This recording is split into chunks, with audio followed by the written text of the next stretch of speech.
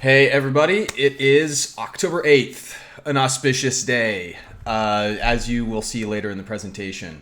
It relates to the Penta, it relates to the V steganography in a huge way because of, well, if you recall, the angular degrees. Let me just go down to the Pythagorean pentagram. The 108 degrees is one of the key degrees on the golden triangle here, along with the 36 degrees and the 72 degrees.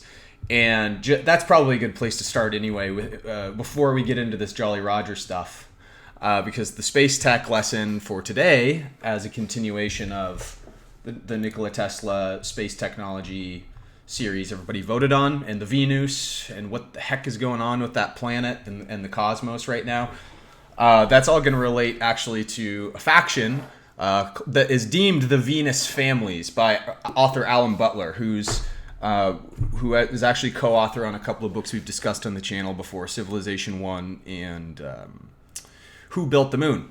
He did those with Christopher Knight, and Christopher Knight's also an expert on Templars, Masonry, Solomon's Temple, the Hiram Abiff mystery.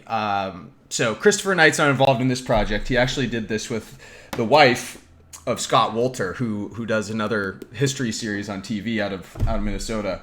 But it's going to factor in huge to this whole mystery of the the Venus, the V cipher. You'll find out why the name that I've even discovered that I've labeled as the V cipher is quite astonishing when we look at it from the perspective of the technology, the mind.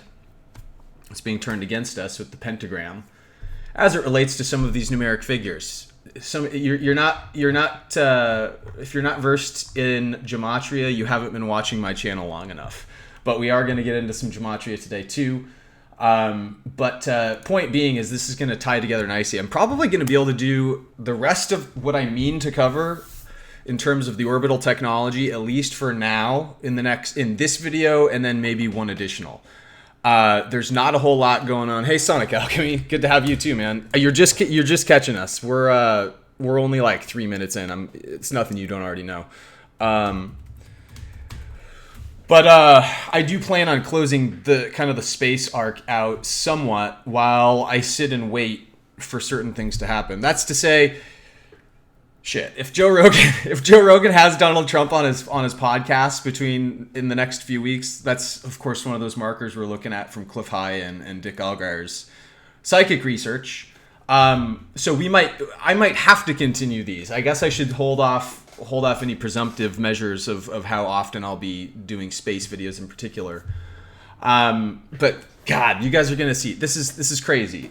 We need to look at Freemasonry in a different way, just as a collective society, because I think there's a huge push to demonize the practice somehow, and I think a lot of that has to do with the psyop of the Q movement turning people against it these days too. And again, that was a co-opted thing that I think was started by the Freemasons in the first place, potentially, maybe this very faction. But the goddess, as it relates to the Merkaba, the Christ energy, Nikola Tesla, our man, he's at the center of all this stuff. So I know we've got a lot of ground to cover today. I've also, if you've been watching my channel, I've been doing a little bit of decoding on the Garlic Jr. saga on Dragon Ball Z. We're going to go over a couple of things that Sonic Alchemy and Shaft in particular, who are watching right now, probably have seen enough, because I think you guys were tuning in to the streams I was doing over here on that. But I'm going to tie together what this has to do with the Fox faction and some of those other memes that we've become very aware with. And we will be closing out as it relates to these Jolly Rogers. That's why I keep showing them, because we're going to get the true understanding of what the Jolly Roger represents as it relates to Christ and Mary Magdalene and these things. Hey, the Gaming Squid Xbox. Good to have you. You as well. You're catching the beginning of the stream. I'm just getting a presentation here that should be going on for the next couple hours or so, I'm going to guess. So buckle your seatbelts, guys. It's going to be a fun one. Where we begin is kind of as a resuming our Venus story from last time. We've delved a little bit into what Venus means as a planetary body cosmologically, right? It came in from a different system. The sun captured it. the presumption is that the planet beyond Mars that was exploded created a valence imbalance in our system. And so on goes along our sun, picks up Venus in its process of just careening through the cosmos, whatever the hell the ether is made out there, and slots it right into place, creates a reverse polarity to the other planets in terms of a charge, because it's spinning the opposite way, and creates giant arc patterns that create basically what you'd see when a lightning strikes sand, in the form of the Grand Canyon, Valles Marineris on Mars, and the Lake of the Ozarks is also what we're presuming based on the research I've done. This is, again, my findings, not published anywhere outside of this channel. In terms of that Ozarks mystery, that has to do with the Wizard of Oz riddle that we found, that we've discovered the path from through the V cipher. But as it relates to the goddess itself, we haven't talked much about this. There's a very ancient mimetic structure built around Venus, though, because in a way, I think, even though it caused this destruction, right, the understanding is once you see this planetary catastrophe all resolve, you get this perfect lotus pattern. It is it settles in orbit in the shape of our sacred geometry Pythagorean pentagram, which is the geometry of God, essentially. This is all the sacred measurements that were found by the Greeks. And we're going to see how this relates to literally reality harmonics, why Hebrew language is based on harmonics as well, maybe not specific shape structures as this, but in a different way, they were creating harmonic out of observation through their environment. So has to stand to reason that, oh my God, the ancient astrologers finally, something was missing from our system, right? The valence was off. Had to maybe have been a kind of a chaotic time to live in our system after the destruction of some ancient war, if we're going back to Joseph Farrell's work. We're fast forwarding from that, though. This is a more recent event than that war millions and millions of years ago. This is something that the ancient religions would have found absolutely astonishing, because they look at things in their environment in which reflect the divine. So Venus is that body, right? So it's revered. And so there's all this mystery around Venus. We were even talking in the last video about the hints of life on Venus. So could there have been life on Venus that, my presumption is there may have been life on Venus ever since that moment. And that once we captured Venus, now we have an interaction somehow with these folks, right? In ancient times. But the summary is going to conclude here in a sec, guys. The whole pattern around this would be something that religion would be based off of, essentially, is what I'm getting at. So the meme starts there. This is your origination for the meme. Planet captures, once it equalizes, it resembles a perfect pentagram. So it resonates with the mind of God, as it were. This is why this goddess planet was revered. And why you'll find in a sec why these Venus families carry forth this sacred mathematic in the Freemasonry and all that stuff that we find ourselves entrenched in studying, and how that relates to space tech is absolutely mind-blowing. So this is what Venus has to do with myth, right? All the myth and all the symbology built off of it. The serpents. We also, really important for us to keep in mind is the structure of the chakra system, with the Merkaba in the middle, which you can't see here because I don't have it zoomed in. But this whole V versus lambda steganography that we've stumbled upon and crossed is also going to guide us in figuring out what's right, what's wrong, as we go through and decipher the research today. So here's the gematria I mentioned as the video began. This is another kind of primer I'm just going to walk through, because we are going to expand upon this space technology meme and probably the secrets revealed, history, mystery, unveiling of really ancient stuff for us to understand it at a core level. The way the Masons do, the way the Venus families intend is probably very important too. So What you have is probably some gematria I've shared with you all before. The importance of some dates that we're going to be talking about also astrologically as it relates to Venus. We've already seen that in July, the last video as well, last thing related to Venus. Remember that Venus on July 25th passed through Taurus's rings perfectly, signifying the event that Isis held in all the symbology in ancient Egypt, foretelling of this event when Christ consciousness would be awakened.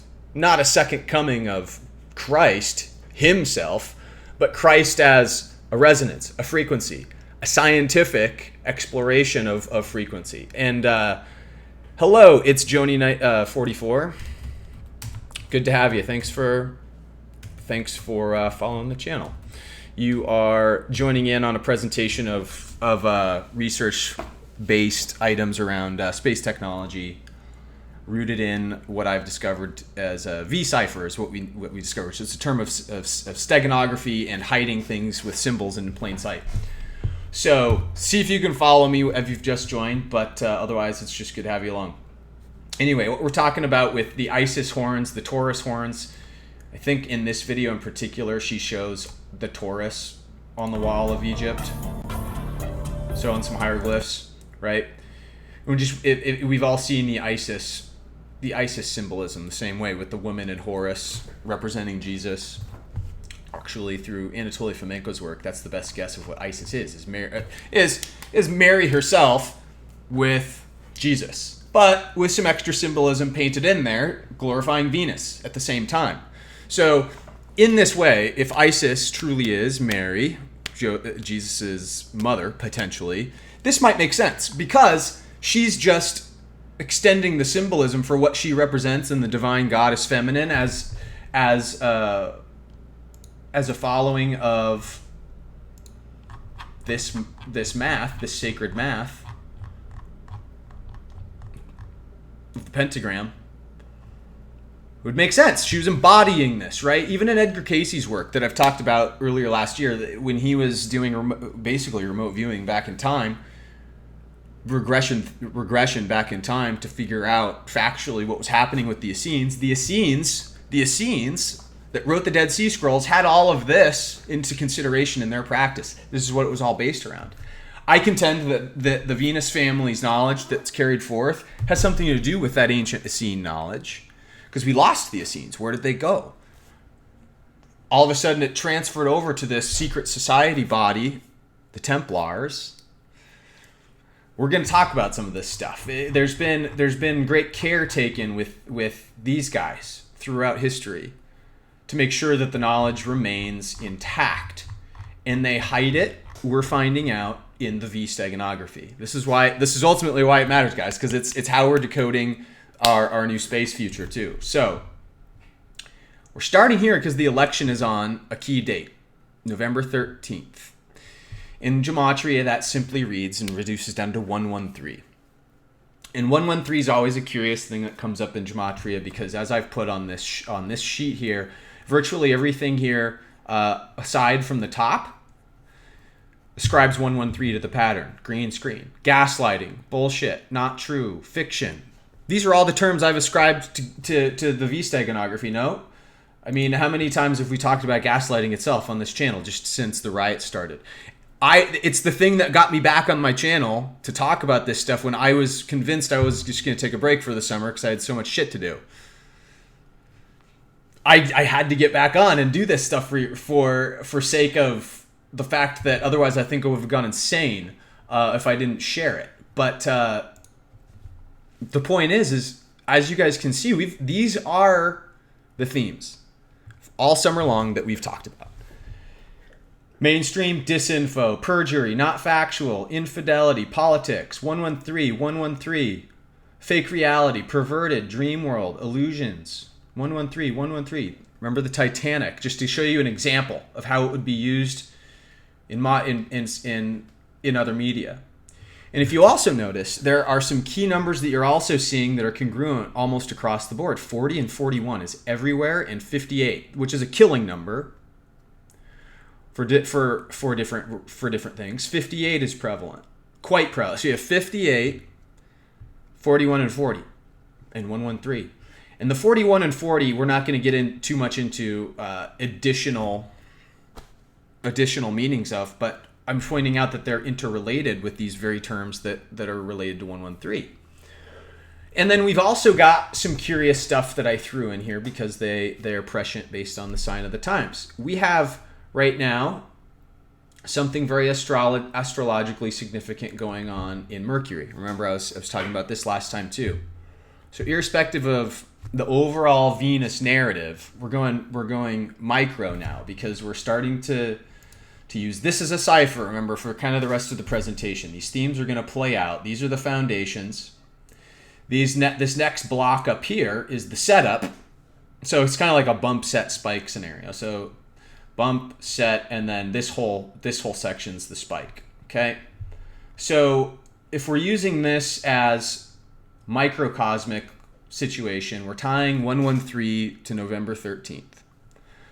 The mechanisms that can come into play based on what you see in the news are going to relate to these terms. Why does it relate to courts, Libra, judge? Well, first and foremost, talked about before, again, Mercury retrograde starts on the 13th. Mercury is the god Hermes from Greece, Hermetic knowledge.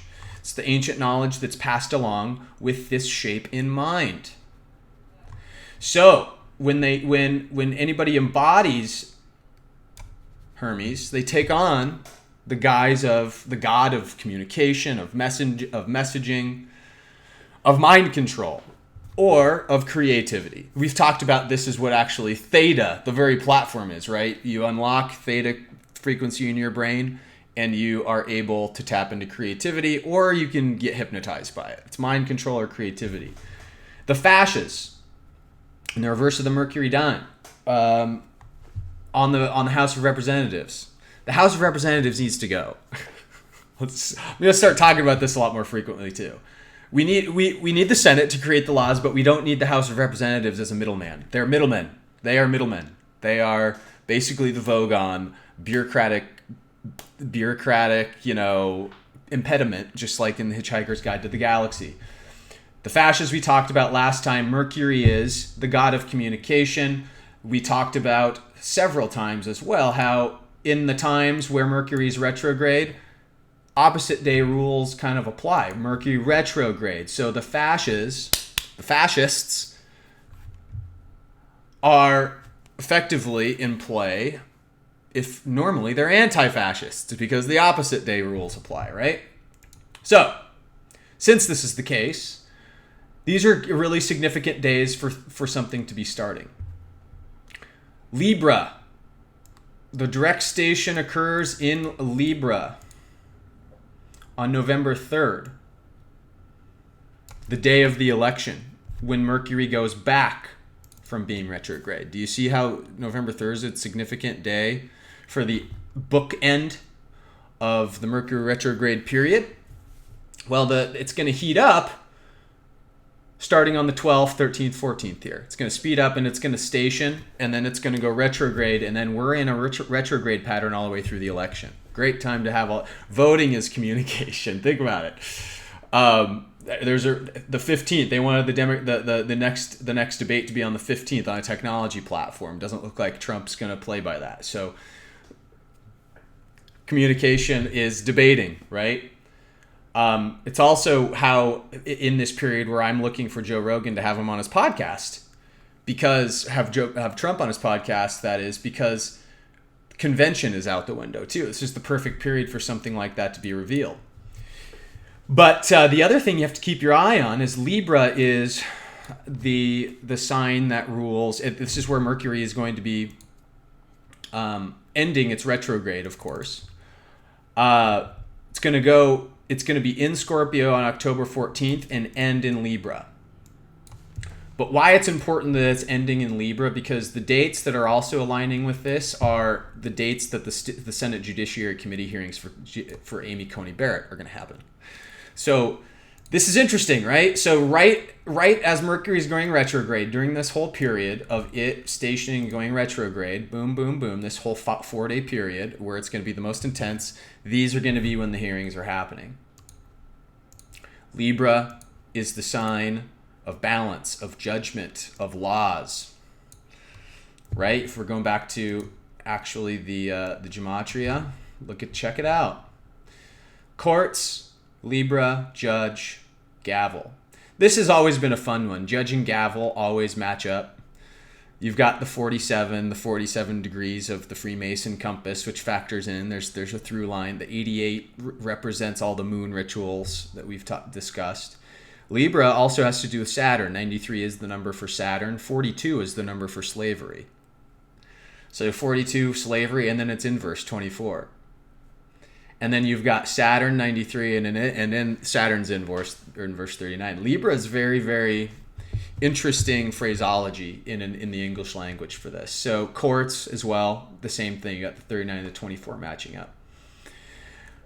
Why is it important for the overall money rituals in play?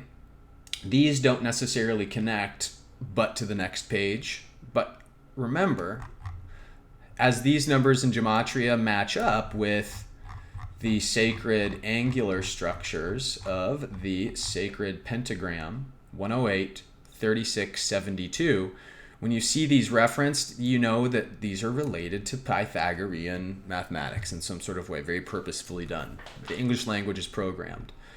And the reason why Wizard of Oz, money, time, the reason time is related to gavel, judge, Libra, is it matches up specifically. Money is therefore related to time because of the Dark Side of the Moon album from Pink Floyd, right? Money and time were the two concepts they're talking about. The wizards controlling. 81, 36, 81, 36. 72, it's inverse, 27. 36 is inverse, 63. They're bastardizing the sacred math. They're flipping the pentagram upside down. They're using the V instead of the lambda, the sacred upright pentagram instead of down pentagram. It's a spell. It's magic. It's alchemy. People need to understand this. It's not special. It happens every day. You take it totally for granted. You're programmed by your advertising. You're programmed by the news that you see. You're programmed by your friends that have popular belief systems. And they think that they're, you think that you're one of them type thing. But what's interesting and why it's cool that I think I'm doing this, totally didn't realize this was happening until I sat down and I was like, oh, cool. It's actually December 8th when I'm recording this, 108. This is why the V cipher is so important, guys. Do you see this? V cipher. The phraseology I'm using for our community, for the V cipher community. 81, just like Wizard. It's got 36 and 108, just like the pentagram, and 45, just like the 45th president of the United States and many other things. Okay? 81, 36, 81, 36, 45, 108. I put V on the bottom. I sandwiched all these terms in between the V, which is 20, which is the master builder number 22, which is a key number of Freemasonry, and then the 4 and the 5, and the 5s, of course, are significant. That's just the 5th letter of the alphabet when you reduce it down. But if you also notice on the 41, what we've got all these 40s and 41s equaling out. When you come over to Oz, oh my God, you've got the 41 and the inverse of 14. We're living in Oz. Oz is a spell. And the wizard, just like in Oz, is playing along, hoping to break the spell one day. If you've ever seen Oz the Great and Powerful, the one with James Franco, the older Franco brother, that is a movie you should watch because it will give you backstory as to what the heck is going on in plain sight. We've gone over all this before. The 113, the Phoenicians, and George Lucas match up entirely, except for this. We've gone over the Bitcoin reset, the FASB 56 master builder. See all the 45s, the 36s. And then you've got the matching of the 117s, as we've talked about with the financial reset, how Steve Jobs is involved, Beskar Steel, which is represented in the Mandalorian series. I decoded all this in the middle of the summer.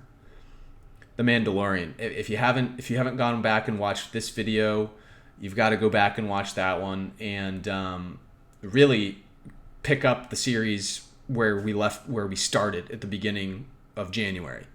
If you want to truly understand what it's, I guess this was in the summer. This is the winter. Sorry, but if you want to truly understand the 22 and the Master Builder number, how the gematria of these was this video in particular, the economic collapse, ether, V ciphers, and Super Bowl occultism decoded, gematria and Earth control grid. So I actually went into a lot of these terms there. So Sonic Alchemy's got a question. So while they're diving into waves and frequency, yes. I have the. I'm gonna go into cymatics in the next video. I'll be covering. I have all of the cymatics books, and that will factor into the next video, actually. So yeah, we're on the no pun intended, same wavelength. Thanks, Sonic Alchemy. Anyhow, back to what we were talking about. So, so the gematria itself, Mercury I put in here, hermetic, Venus. Do you see how Venus matches up with wizard? The Venus families related to the Wizard of Oz. And Yoda. How Yoda is central to the story. And baby Yoda, representing all of humanity, awakening to the Christ consciousness right now, like we talked about in that video too, the Mandalorian one. Second season of that's coming out as well. So I guess I also have to leave open the possibility that heavily factors into the space technology that we're going to see. But one last thing, anti-fascists, 41 and 14, because remember 0 gets dropped in numerology. So there you have the 41 and 14 with Oz and anti-fascists. Dishonest, untrue, fiction, mainstream, gaslighting, bullshit. It's all related to the 113. So, excuse me. I need to get a drink of water. My throat's getting a little bit dry. So, here's our foundation, guys. And we also have been talking about, remember, as a primer,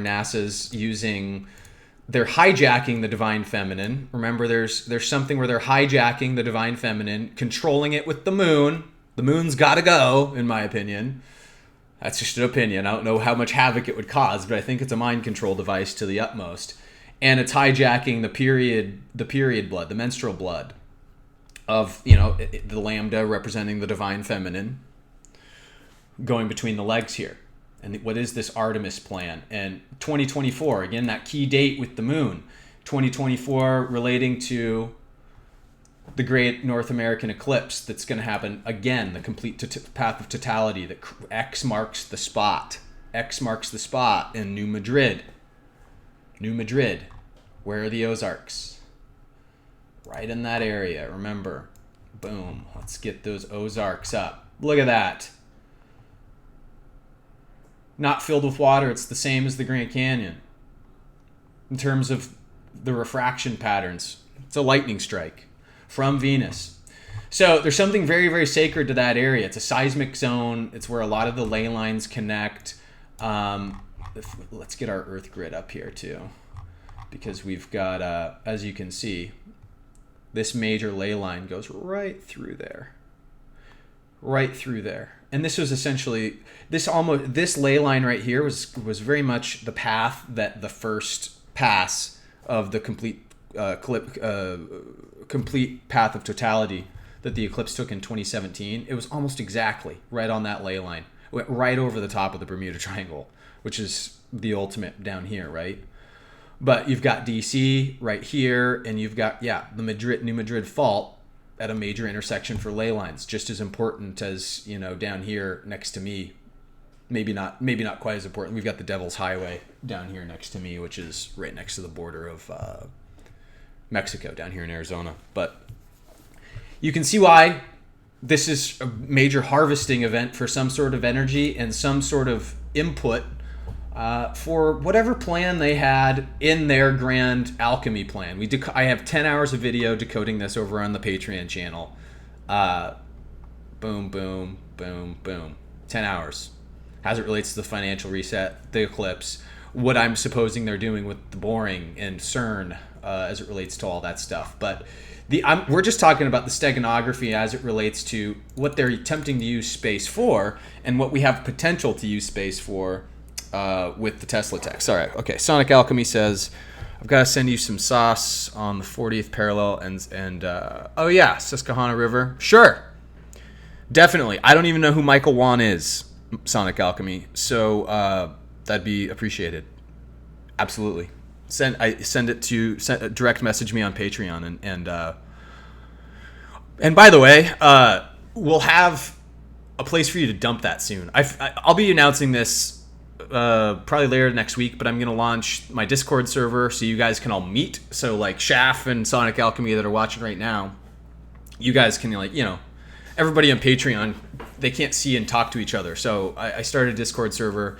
And then I also opened up an Evernote page for another higher Patreon tier. I'm gonna have like a $5 and maybe a $15 tier is what I'm talking about for these. And at that $15 tier, you'll be able to go and collaborate. I'm gonna dump a bunch of research notes and kind of thoughts that I've already got in there, concepts that I haven't done videos on, and then those will be there for people to collaborate on. So like I think the $5 level is gonna be Discord.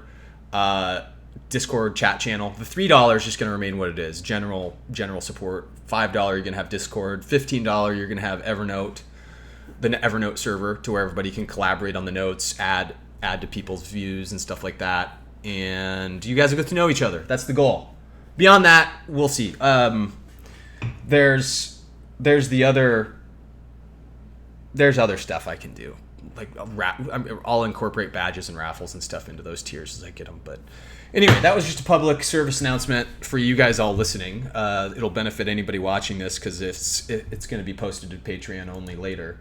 And speaking of this, public service announcement, Theta.tv,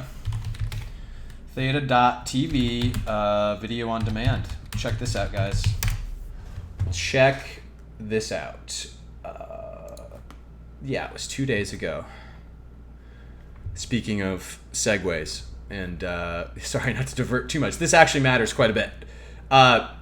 There are some crypto guys. Pretty big was the guy in the middle is not so huge, but Crypto Crow and Crypto Beatles. I've met these guys back when I was in the industry. I did a couple of interviews with these guys. Just I had a technology that I was part of a technology company. And they're good dudes, and I like their approach, and they're going to be coming over to Theta. I think maybe exclusively. I can't imagine I don't know. We'll figure out if they move over to Theta completely away from YouTube. But based on what they're doing here, they're going to launch their video on demand support, which means you can now archive your videos over here on Theta, which means there's no reason to be on YouTube anymore.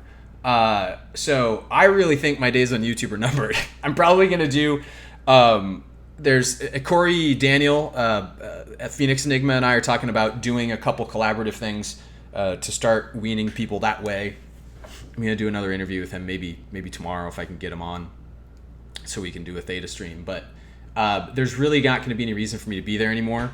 It doesn't benefit the viewers over there at Theta either. So once I can archive everything here, I may truly just hard cut off the YouTube stuff. But this is starting October 15th, also in the middle of the Mercury Retrograde period. But anyway, interesting. We've got some of the V-Sagonography stuff there too, potentially. Not saying that the V-Cipher doesn't also get used by these badass Masons, but we're gonna continue on with this. Oh yeah, this is the meme I wanted to show. Perfect way to segue out of what we were just discussing with the Libra situation. Donald Trump, the Libra symbolism, Amy Barrett, her gavel heading up the stairs to the courts. So, of course, this is kind of a play on the popular meme going on, the blue wave of the Democrats. But this is a political cartoon, very much signifying everything we're seeing here. So hang on your hats between, again, these dates, October 12th, really, all the way through November 3rd, because of the Gematria situation. We're in for a wild ride. So where am I going to go with this? I don't think I want to introduce this quite yet. I want to close out actually the Dragon Ball Z piece. So also as foundation to the rest of the video, people everybody watching right now actually again saw the Dragon Ball Z stuff. So sorry, this is going to be a review, but more foundation stuff as it relates to Venus. I'm going to read the excerpts from Venus before I get to the Venus families, before I get to the videos that we're going to see. But maybe I'll read it first. That's exactly what I'm going to do. I think it tracks better if I read it first. So back to the Freemason thread, I guess. We're going to backtrack just a couple topics ago, right? Before we went back to the foundation of who the V faction is. What I'm basically getting at, if I can show the Jolly Roger again here, guys. We're going to learn about this a little bit here. Symbolism actually used by the Templars to figure out what that technology about the heart center is all about and what the ether is represented by. Why was Nikola Tesla unable to do so much? Well, it's because he discovered things. He never really invented anything. He had to patent his discoveries, but he always called them his discoveries because they were out there, latent, ready to be downloaded. He just tuned into it. And this is also kind of what Jesus was incarnate. He was always connected to God, and that tether never severed or wavered. Never severed or wavered. And this had a lot to do with the divine feminine and how Mary prepared herself for him. And this divine preparation process that the Essenes practiced in order to bring this energy of God in. It didn't happen spontaneously. This is the secret, right? The Catholic Church would have you believe that all of this happened spontaneously. An angel just chose her, came down, brandished her with this blessing, peace out. That doesn't make any sense from an academic perspective or a spiritually significant perspective. It's like, all right, why her? You know, it's explained sort of, but it's she's pure. Basically, is kind of what the Bible version of it says. The Templars, being, I think, connected to this ancient Essene order in the ancient times, they had to go. Of course, this book describes reviews rather, because there are many other sources about the original Templars staking their claim basically in the stables in the Temple Mount to help secure the area when in the very brief time that Jerusalem was then Christian occupied after the Crusades. So when they were there, and these guys, this is kind of what we're talking about. This is what they were looking like. We're talking about this symbolism, the cross. You can very much see that cross symbolism in the Jolly Roger, can you not? Right? Why is the Tampa Bay Buccaneers one on there? I'll show you later. But here are the various orders that they took that kind of spread out across Europe before, the ultimate Vatican disbanding of them by Pope Clement V. V steganography, right? V for Vendetta, guys. Like, who are the V faction? V faction, Fox faction, Jesuits. Jesuits are not too friendly with the Templars. Jesuits want control. They want minds altered. They want false reality. They want all of the things that we're showing in the 113 category. The Templars would have you fight that with your mind. Come to the truth of Christ. They are the soldiers of Christ. What is the truth of Christ? That we can embody what Jesus always embodied, that connection to God. And they also go by the narrative of the Mary Magdalene story where Jesus was married to her. If you notice, they're very much all about, in this book, Alan Butler's all about this sacred mathematics as well. This sacred mathematics pervades the book, and perhaps it's worth going actually into a brief lesson taught by our friend Robert Sepper, before I actually read these excerpts. So I'm going on the fly here, guys. I actually purposefully didn't outline this one because there are just a lot of topics that I know I've got to get to, but I'm doing my best to kind of weave them all together because this stuff's starting to get complex, but it's necessary for me to have guided you guys all along this far to drop this amount of information on you at this point. So again, sorry to anybody new out there coming to the Theta channel and this being just an out there topic, but we're going to bring our pentagram math back into things and why this matters for understanding God, okay? And truly understanding God.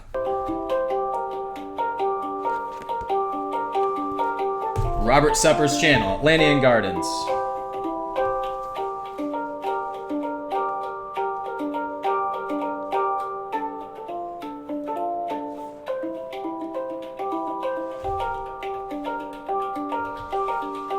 He always does these little ukulele intros. I think he composes The music them. of the spheres, or harmony of the spheres, is an ancient philosophical concept that regards proportions and the movement of celestial bodies as a form of music. The idea is most commonly attributed to Pythagoras, who is quoted as saying, "There is geometry in the humming of the strings.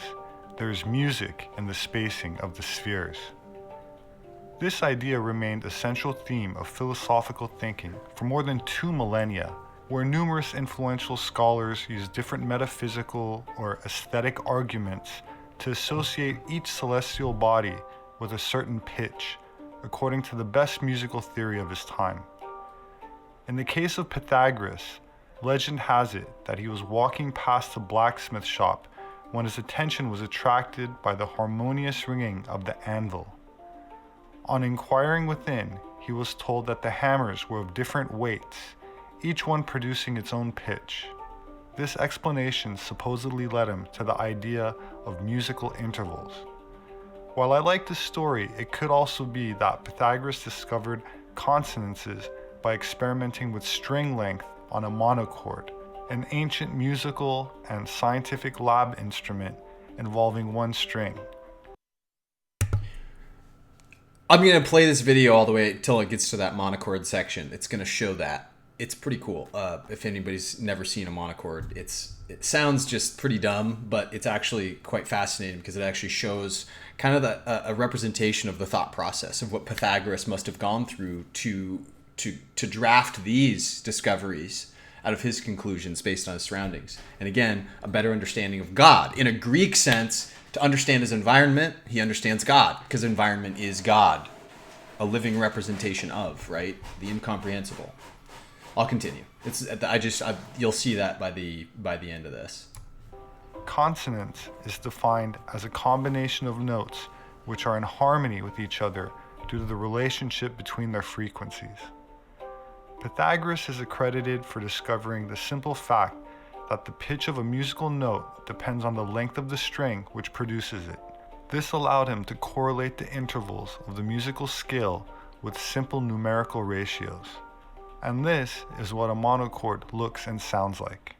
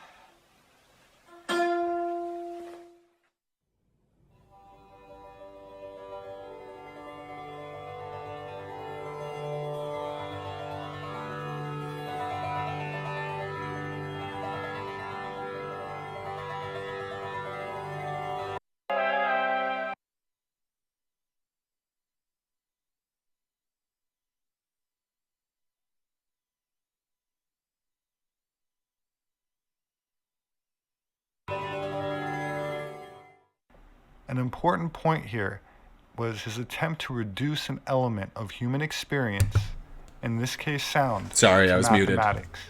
What I was saying too, guys, I realized I was muted for a second.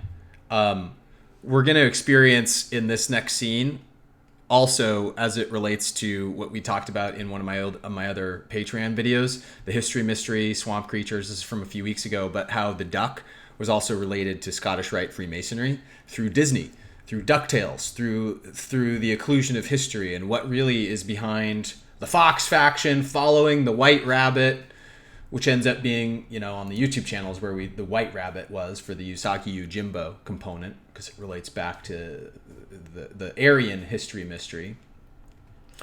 But specifically, you're going to see how Disney, again, is probably connected to this Venus family faction. Pretty interesting indeed. And Pythagoras at the heart of it. Which was an essential step in the development of science. A central belief of Pythagoras and his followers was that everything is number. Pythagoras thought that numbers were divine, and ironically an expression of God's mind. Pythagoras was also deeply spiritual in that he believed that the soul was immortal and imprisoned in the material body, essentially subscribing to the concept of reincarnation. Pythagorean philosophers believed that there was a close divine relationship between numbers and geometrical forms. For example, they revered the pentagram, as each diagonal divides the two others at the golden ratio. The golden ratio is commonly found in nature and was used in ancient architecture and can even be observed in music. A very simple yet effective articulation of this point was made during a Daffy Duck cartoon, as Walt Disney himself was rumored to be a Freemason. So I'd like to play a short excerpt of it. Rumored to be a Freemason? Come on. You don't say. Let's go to ancient Greece, to the time of Pythagoras, the master egghead of them all. Pythagoras? The father of mathematics and music. Mathematics and music? Ah, you'll find mathematics in the darndest places. Watch. First, we'll need a string. Stretch it good and tight, plunk it. By the way, guys, the phraseology egghead. I want to show you something. Gematrinator.com. Forgot what this... Honestly, I forgot what this signifies, but it does signify... Oh, it signifies 26. 26 is significant for a different reason. We're not going to get into that today. It doesn't relate to the gematria, I guess, but it does relate to this. And then what is further the egg, but the product of menstruation, right? And remember the hijacking of that process by the moon. The menstrual cycle, the menstrual cycle. What would that be without the moon? Right? Like what I want to know is, would women even lose eggs without the moon? I wonder, right? I wonder if the moon was necessary at some point until Venus came in to correct for the energy. These are the questions I have about that thing. But anyway, egghead is significant as it relates to the whole mystery we're untailing. And they said Pythagoras, the ultimate egghead of them all. But the narrators just got done selling Donald Duck to pluck a string. Again, here's the duck through Disney. Donald Duck, not Scrooge McDuck.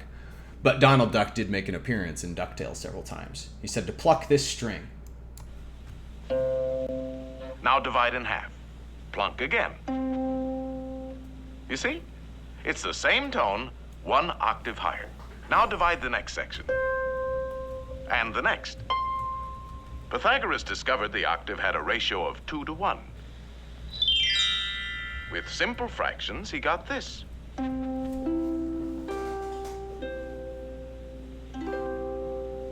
And from this harmony in numbers developed the musical scale of today.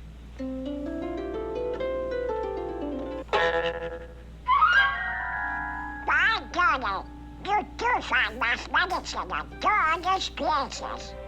You can imagine how excited Pythagoras was when he shared his findings with his pals, a fraternity of eggheads, known as the Pythagoreans. More egghead They references. used to meet in secret to discuss their mathematical discoveries. Only members were allowed to attend. Secret They had a societies. secret emblem, the pentagram. Oh. Let's Secret see emblem. what the topic is for today.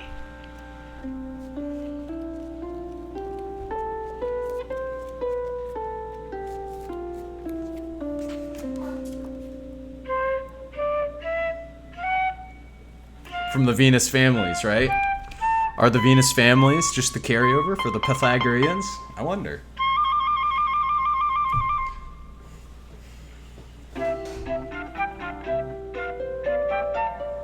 What's going on? It's a jam session. The shadow boy, put it out. Brand I'll the be a pentagram. frustrated fan.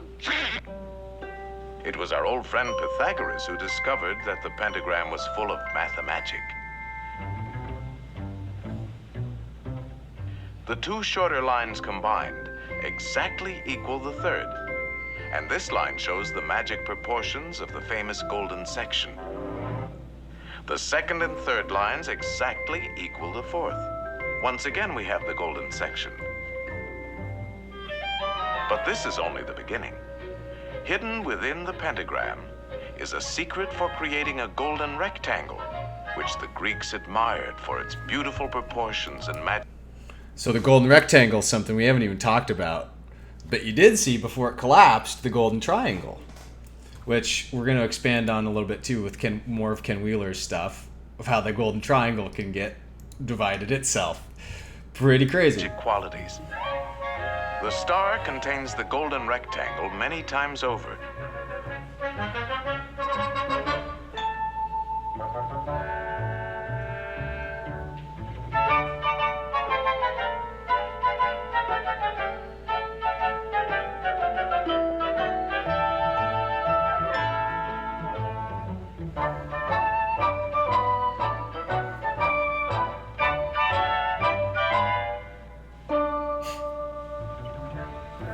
It's a most remarkable shape. It can mathematically reproduce itself indefinitely. The Fibonacci sequence is rooted in this. The phi ratio, which you also these see on. rectangles have exactly the same proportions.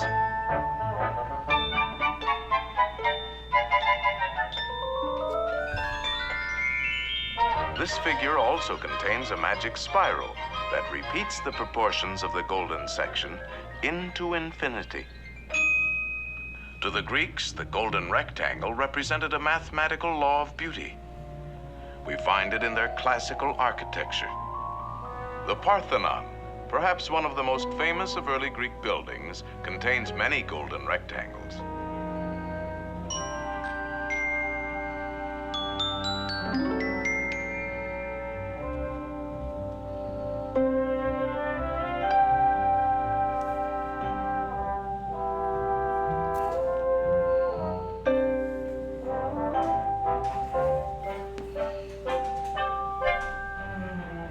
These same golden proportions are also found in their sculpture.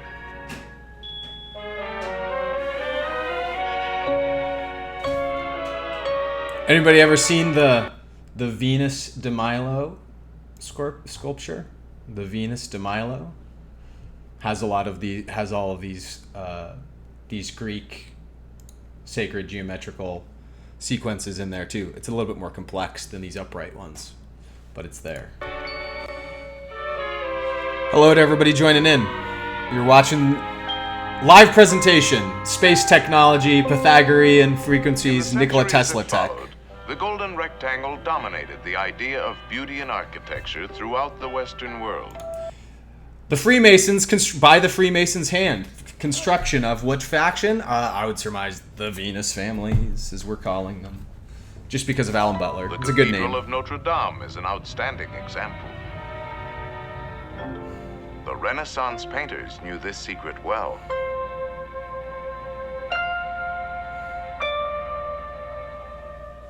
Today, the golden rectangle is very much a part of our modern world. Oh, look at this. That's the UN. What do we know about the UN? The UN's trying to use the same structures. They'd have you have a count. Oh, where are they? Do I have the UN? Oh, there it is. There it is. There's the UN. Of course, the World Health Organization, the UN, the CDC, and CERN. All these guys are look, same exact logo color. Get out of here. This is NATO.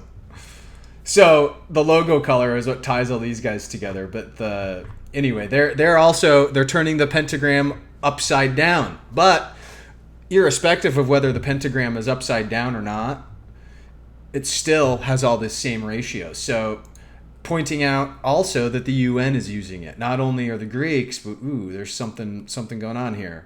Walt Disney's keying us on to something in a very Steve Jobsian kind of a way. Modern painters have rediscovered the magic of these proportions. Leonardo da Vinci, like many other artists throughout the ages, made extensive use of the golden ratio to create pleasing compositions. In The Last Supper, the position of Jesus is perfectly plotted by arranging golden rectangles across the canvas. And of course, that is also an astrology-laden, symbolic painting that Leonardo da Vinci. It's a very, very keyed into not only the mathematic ratios, but also astrology symbology, which is what the steganography that we've discovered with the V cipher, is leading us toward. A combination of all of this. And what does it mean as it relates to interpreting God? You can observe the golden ratio all around you. Flowers, seashells, pineapples, and even honeycombs all exhibit the same principal ratio in their makeup. And of course, the hexagon and pentagon are what make up the Earth. So that you saw the honeycomb. The hexagon and the pentagon make up the buckyball structure, which is the sphere of the Earth. We've gone all into this. So you can see how, in terms of space technology, right? Let's start forecasting ahead and tying this to the space tech, as we're talking about the orbital technology of today. One might suspect that this is the ultimate weapon that can be used against whatever faction is occupying the space along or on these key energy nodes. And so it would make a lot of sense for Washington, D.C. to be a battleground that goes back and forth between factions, because that's, of course, as designed by the original and with the original intent to create New Jerusalem here in America. What Francis Bacon also called New Atlantis. Francis Bacon, a Templar, a Freemason, part of Rosicrucian society. So, what we're starting to find out, guys, through this book is that the Templars, and not in other books too, that the things I'm going to reference in this book are unique to this book. And so a brief summary is owed to you guys before I get into those. The first part of this book goes into the Cistercian order. And the Cistercian order, which were farmers in France around the Champagne region. And this is before the 1307, the presumed timeline given to us pre-Anatoly Fomenko interpretation. I am of the mind that the year was actually more like 300. We're more in the year, like whatever. But as it relates to our timeline, we'll just keep it at like the 1300s. Late 1200s, early 1300s. The Templars were kicked out of France by 1307.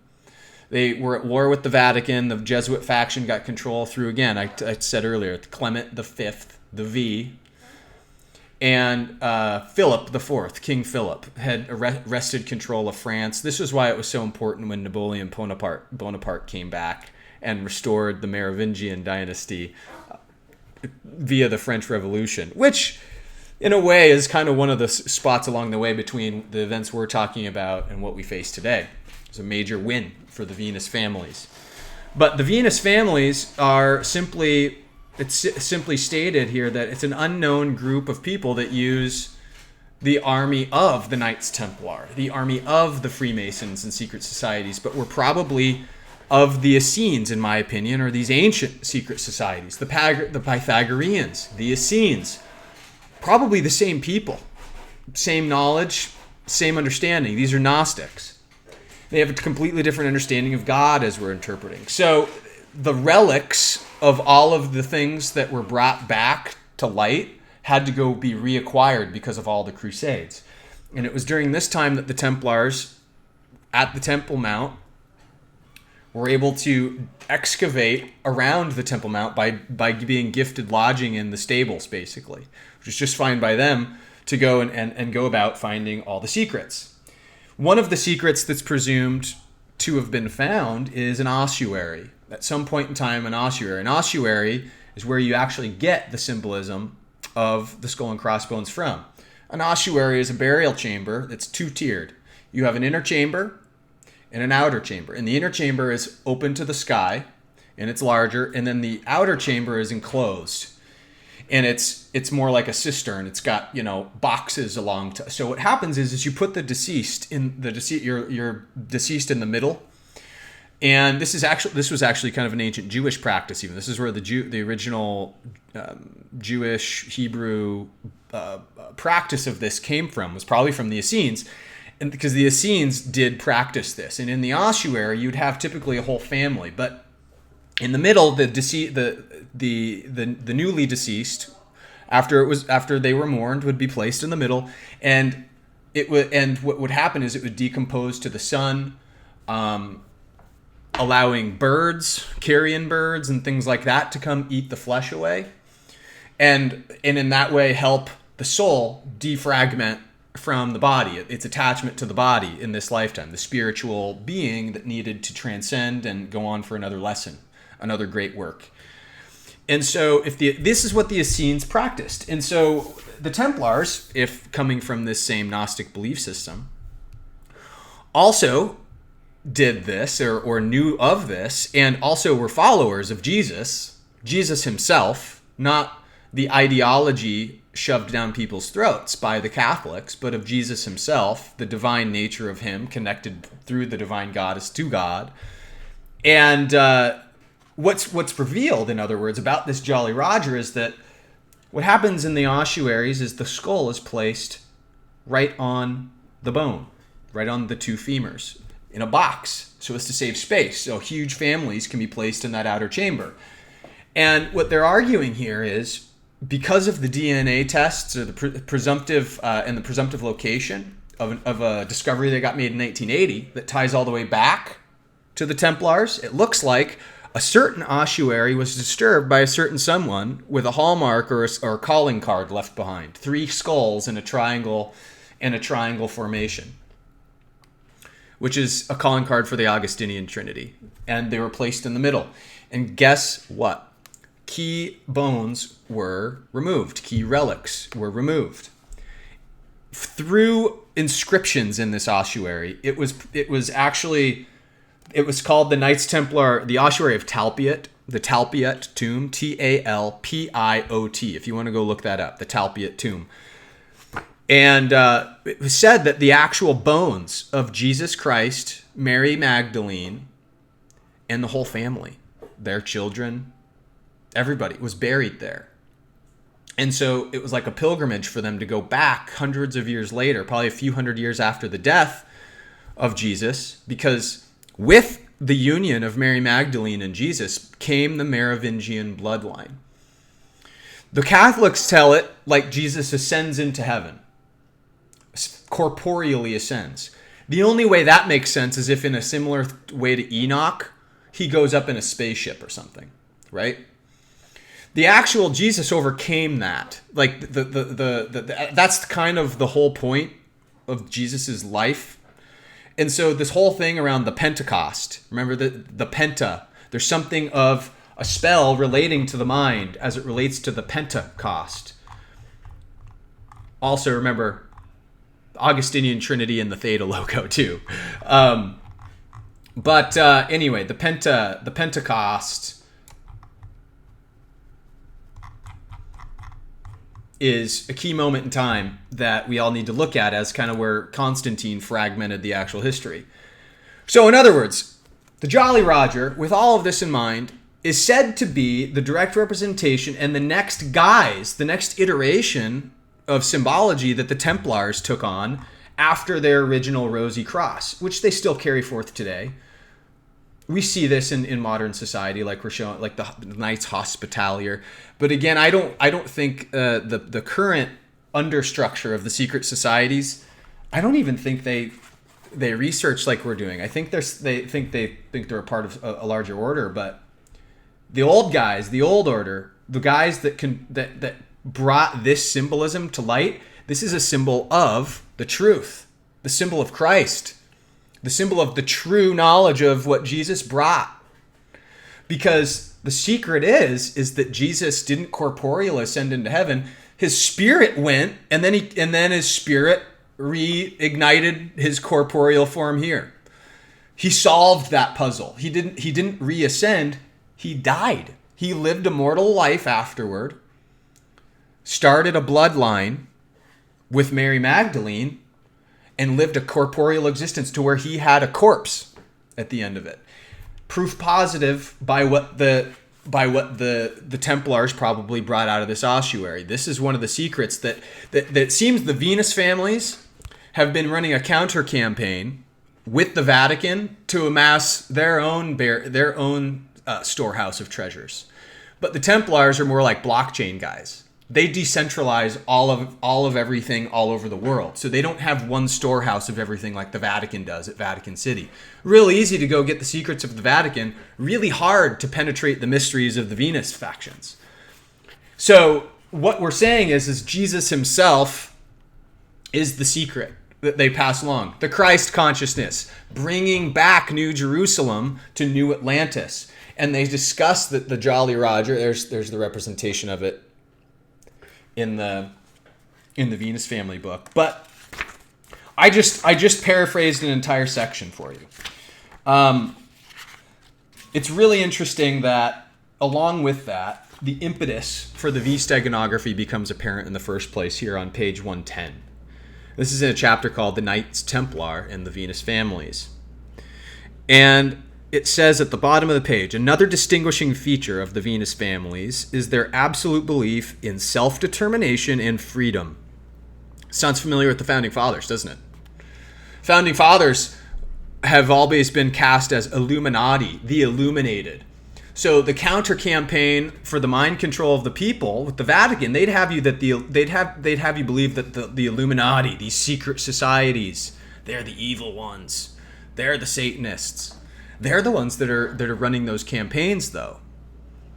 These guys are just running their knowledge campaign in secret, and they're so decentralized that that's the only thing that the Vatican, the Fox faction, the Jesuits can do. I think the Venus family has the Fox faction by the balls in the times that we're living in right now, and that's what was shown by this flag, the Buccaneers, the Tampa Bay Buccaneers flag, being woven by Tom Brady now, who was part of the Patriot faction. That was the bastardized faction. That was the Nazis, the Bushes, the whole counter campaign connected to the Vatican in some way, the Jesuits for sure. And we have him eating it up on the football field, or eating up the football field, however you want to put it. And then remember, like I also predicted at the beginning of the year, too, guys, the football season is going. I was talking about all the way back in the Boeing rituals because of how the Seahawks match up with the number 22 and the Tesla technology. That if the Tesla technology,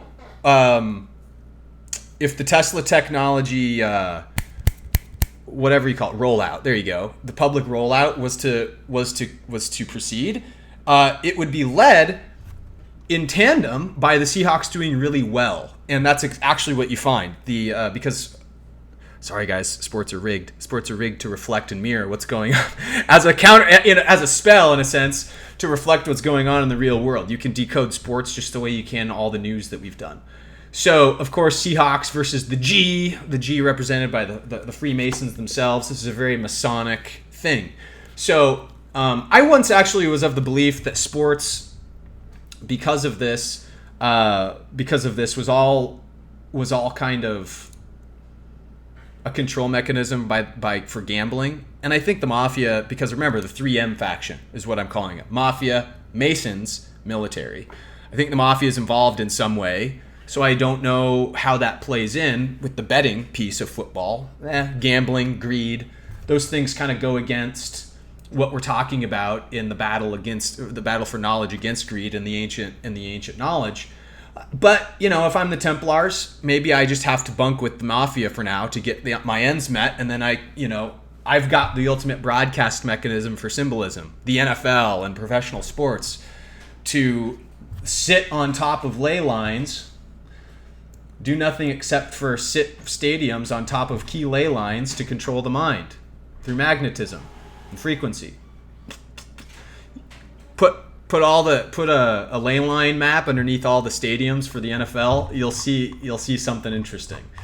I should probably go find one of those. But anyway, you're starting to see probably, I hope, how the Templars also taking Tom Brady away from the other faction on the chessboard signifies control of the situation in one manner of thinking. And how this is a really cool match to what the Venus families from this symbolism represent. Wherever and whenever they have been evident, I'm continuing on page 110, it has been with the ultimate objective to destroy feudal systems, feudal systems. The samurai were the samurai Venus faction, Aryans that wanted to take down the caste system of the shogun from the inside. I wonder, that's kind of what I'm starting to think about when it relates to that. And the Usagi Yojimbo, Follow the White Rabbit. I'm starting to look into some books associated with that. But this is also why you can see why I need to start up the collaborative research community so you guys can contribute your notes and own understanding to this. But interesting, right? So the destruction of feudal systems, dictatorships, and oligarchies is what they say. This is, again, they being Alan Butler and Janet Wolter. Okay. Organized religion also seems to be something that the Venus families have always worked against, especially where that has meant the emergence of subjugation, the perpetuation of superstition, and the predominance of a powerful priesthood. The Hierophant card, the V card in tarot. Everything, again, they've created the V cipher for us to find. And that's what we've done. We have found the V cipher. They created it. We discovered it to decode this religious bullshit in our environment. Okay? So that also lends credence to centralized government. We're talking federalists. We're talking middlemen. We're talking House of Representatives. Take it all out. We don't need it. Let's go back to the original Freemasons idea of the country. And I don't even have time today to get into the Washington, D.C. ISIS matching, but I'll do that in the next video. It's crazy. It's crazy how this is all coming together, and we're capturing, I don't know, some sort of a timing that was clearly for the 7 years of tribulation to begin in New Jerusalem, New Atlantis, whatever you call it. It's all the same. America, Mystery Babylon. It's called all these things. Mystery Babylon, New Atlantis, New Jerusalem. New Jerusalem as brought on by a moon event. Because remember, New Jerusalem's dimensions in the Bible match exactly. If we were to put a cube inside the moon, the dimensions would match exactly. So we know the mystery of the 7 years of tribulation and the emergence of New Jerusalem has something to do with that significator, the moon. So the 7 years, this is another example of why we're in the tribulation now, in my understanding, 2017 to 2024, resulting in some sort of collapse, some sort of revelation, some sort of knowledge that will be brought out, right? The Venus families are doing a pretty darn good job, I would say. On the other hand, remember, they're taking up parallel priesthoods. On the other hand, since truly ancient times, the Venus families have shown a distinct reverence for astronomy and geometry, you don't say, both as practical and sacred subjects. Again, it's the deciphering knowledge for God. The Hebrews did the same thing. As unlikely as it may appear, it seems that the Venus families have perpetuated since extremely ancient times. They proved this once they began to build their New Jerusalem, there it is, that mention of it, in North America. Not least of all because they based the federal capital of Washington, D.C. on a measuring system that had been in use in Britain and parts of France before 2000 BC, and then disappeared from use until it reappeared in modern times. Again, indicative of a secret society taking knowledge into secret, perpetuating it over time. You have Essenes, you have Pythagoreans, you have Templars, you have Rosicrucians, you have the Theosophical Society, brought to us by our buddy Rudolf Steiner in the 1800s. It all connects. What we may never know is whether this knowledge remained in the Venus families, or perhaps more likely was rediscovered by the Templars as part of what they discovered in Jerusalem. And see, this is where I differ from Alan Butler's conclusions in his own book, mind you. He actually is of the mind that the knowledge was lost and the Templars rediscovered it as a relic. That's possible too, but he's not taking into consideration the timeline of 1,000 years of collapsing in because of Anatoly Fomenko's research. By the way, based on that, you guys should go check out Sam Tripoli did a podcast a couple of weeks ago where he's bringing Anatoly Fomenko very much into the mainstream. He did a podcast on Anatoly Fomenko. So it's coming. The history mystery is being unveiled. We're going to find out the true timeline. If this true timeline is given to Alan Butler, I'll bet you anything his conclusion changes to be the same as mine. Because when you change 1,300 years of separation down to 300, it becomes a lot more palatable and parsimonious to think of it as, oh, it's probably the same faction by a different name that just carried it across a few generations into a new area, right? So that's where his understanding differs from me, just because I have the V-Cipher, he doesn't. If I ever had a conversation with him about the V-Cipher, I'm sure he'd see it the same way. The system of measurement, which Alan and Christopher Knight christened the megalithic system, this is the measurement system, remember, that Washington, D.C. is based off, had been used to construct some of the most ancient and enigmatic structures. Many hundreds of which still occupy the landscape of the British Isles and France. For example, the stone circle of Stonehenge and the extensive stone avenues of Karnak in Brittany, France. When these structures were created, the most important deity to those truly ancient peoples was the Great Goddess. The Great Goddess. Alan and Chris found ample evidence to demonstrate that those who had built the megalithic wonders of the British Isles had been worshippers of this incredibly early and very pervasive deity. Her worship perpetuated among human beings for many thousands of years prior to the rise of much recent patriarchal, paternal religions, such as Judaism, Christianity, and Islam. It is evident that through countless generations, the Venus families have retained this reverence for a supreme goddess. Again, this is where the Protestants had it pretty correct as well. The Protestants were more of a revival of this. The Protestant movement got quashed by the Jesuits that came here and invaded the United States after, the Freemasons paved the way for freedom. The bankers and the Jesuits invaded, like they always do. And the Venus families, it may appear, have always been at war with this other supposed faction. Fox faction and the Venus families, right?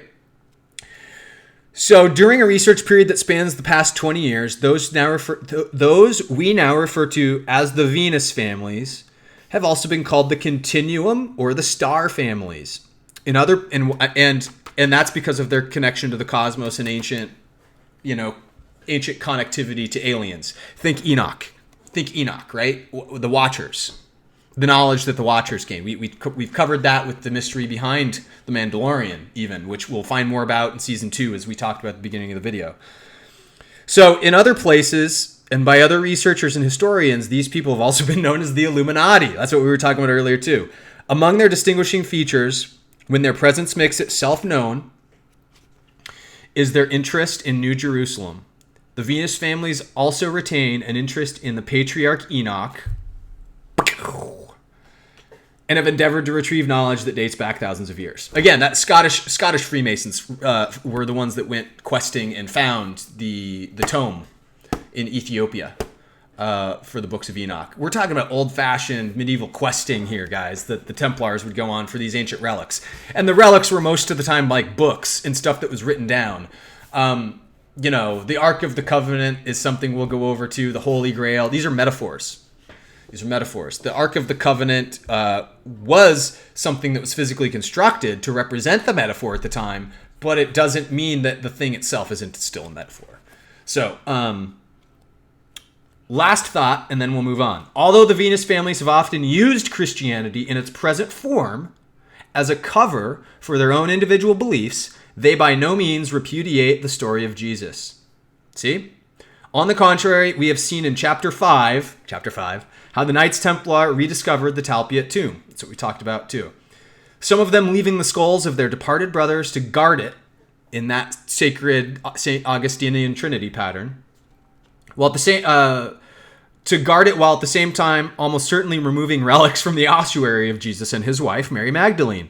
It is not the message of Jesus that the Venus families repudiate. It's the message that they actually propagate, because his message was really everything that you know it to be. Minus all of these, extraneous resplendent qualities that the Catholic Church, like, oh, we need a total, not grounded in reality story to tell people. The Templars are simply truth sayers, right? Is not the message of Jesus that the Venus families repudiate, I repeat, but rather the power of the organized church that has had the power that the organized church has had over its followers for the past 2 millennia. 1 millennia in Anatoly Fomenko's timeline, right? See, he doesn't have Anatoly Fomenko's lens.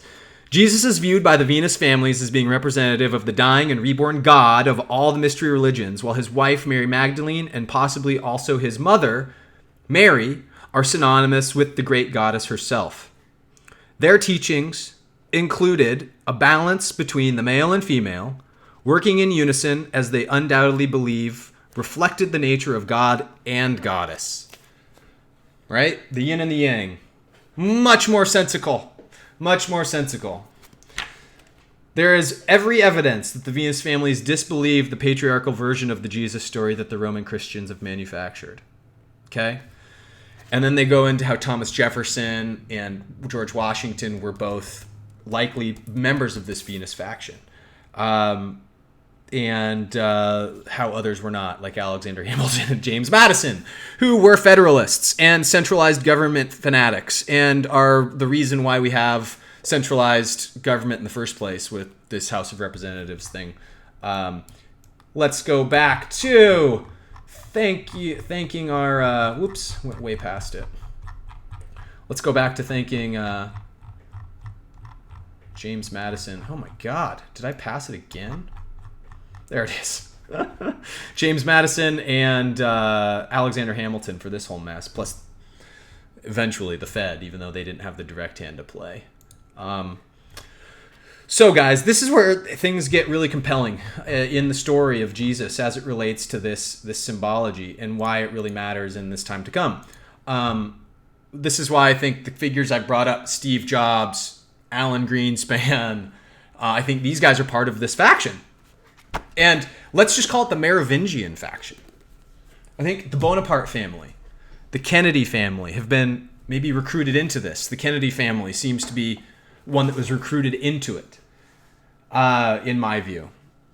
This is the whole Q phenomenon that I think originally existed. I think this is the same faction that originally created Q before the linguistics changed. Back when all Q... Remember, when Q was asking questions, and that's it? That's where all the Jeffrey Epstein stuff locked into place. That's where all the Pizzagate stuff got confirmed. This all matters in terms of reining back this sacred divine goddess energy, right? Eventually it changes, but all the hallmarks for the steps that this faction's been taking along the way, it's not the capitalists that are just hell-bent on space. It's not just the technocrats that are hell-bent on mind control. These guys, the Merovingians, are perhaps the only ones that have seen the technocracy coming the whole time and stayed out of it. The very elite that would now have you enslaved, they're the ones that have enslaved themselves with the technology.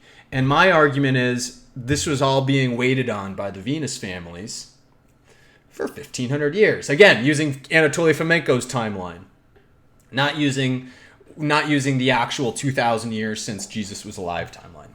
Okay? So this is the basis of our space technology.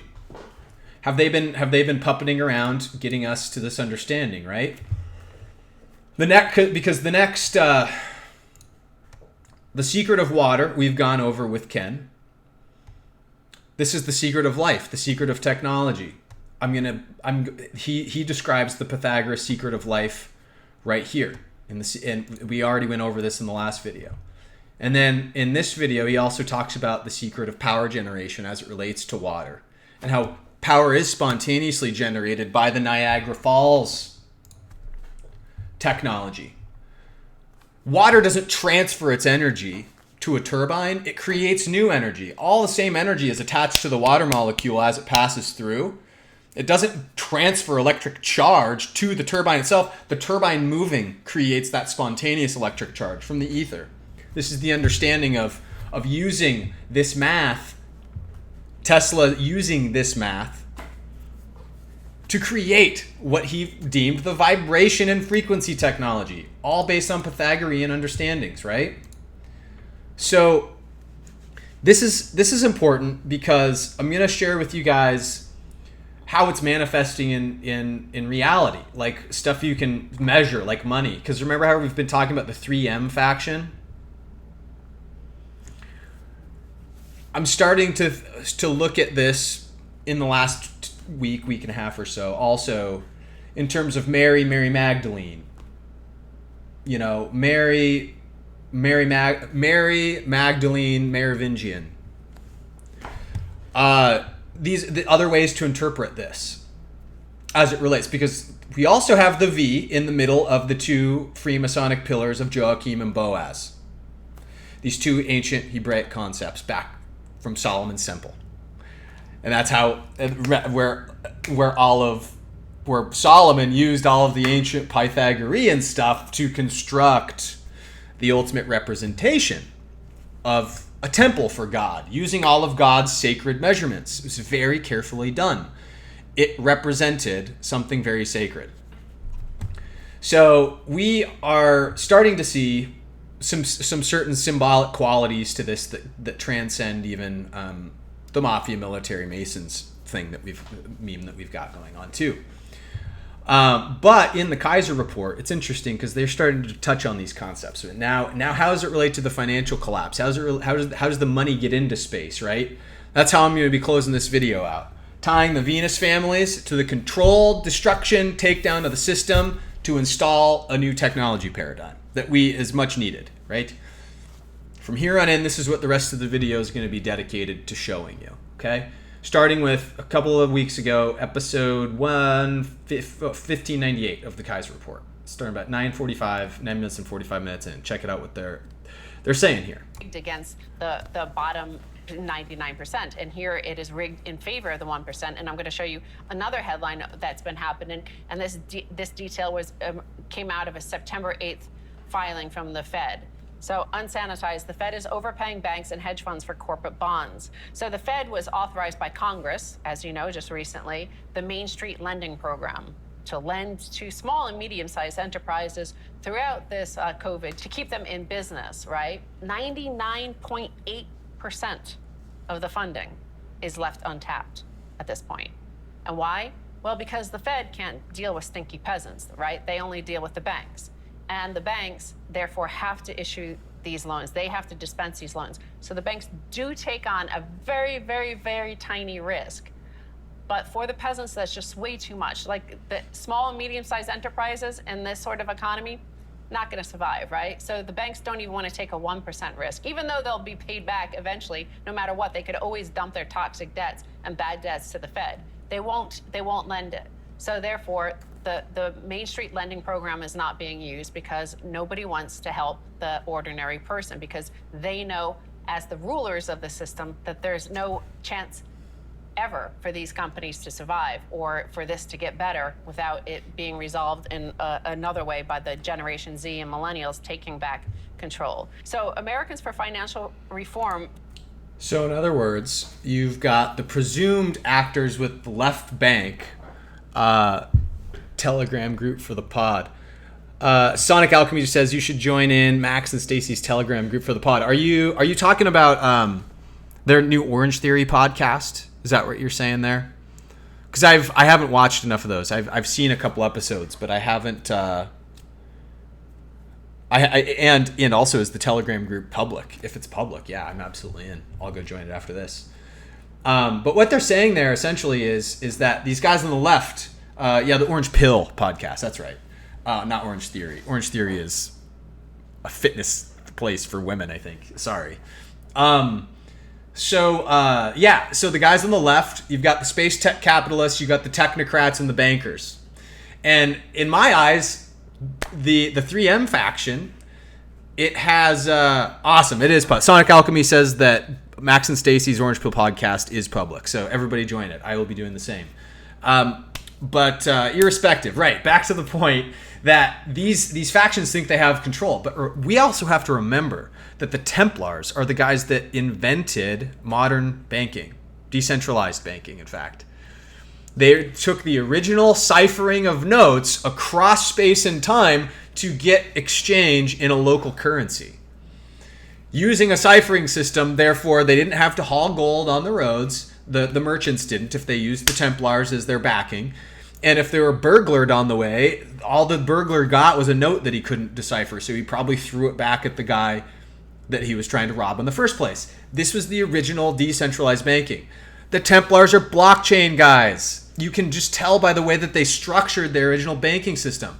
This is also why you see hallmarks of the Steve Jobs, even like Walt Disney as a guy that brings out stories and myth to teach kids so they understand. I'm not saying Disney as an organization also hasn't been co-opted over the years, but the original intent of Walt Disney himself, probably not what people think. So you've got Alan Greenspan, Steve Jobs, these guys that are in this Venus faction. This is also why I don't think Steve Jobs is dead. Why would, one of the head guys in the Venus faction be dead? It doesn't jive with me. And why would he be seen in Egypt, supposedly, several times over the preceding years? But the mafias of their own factions, we're talking about the left's bankers, technocrats, Hollywood, pharmaceutical industry, the right's military-industrial complex and deep state programs. You have a couple of things that the Venus factions can use to their advantage in this whole thing.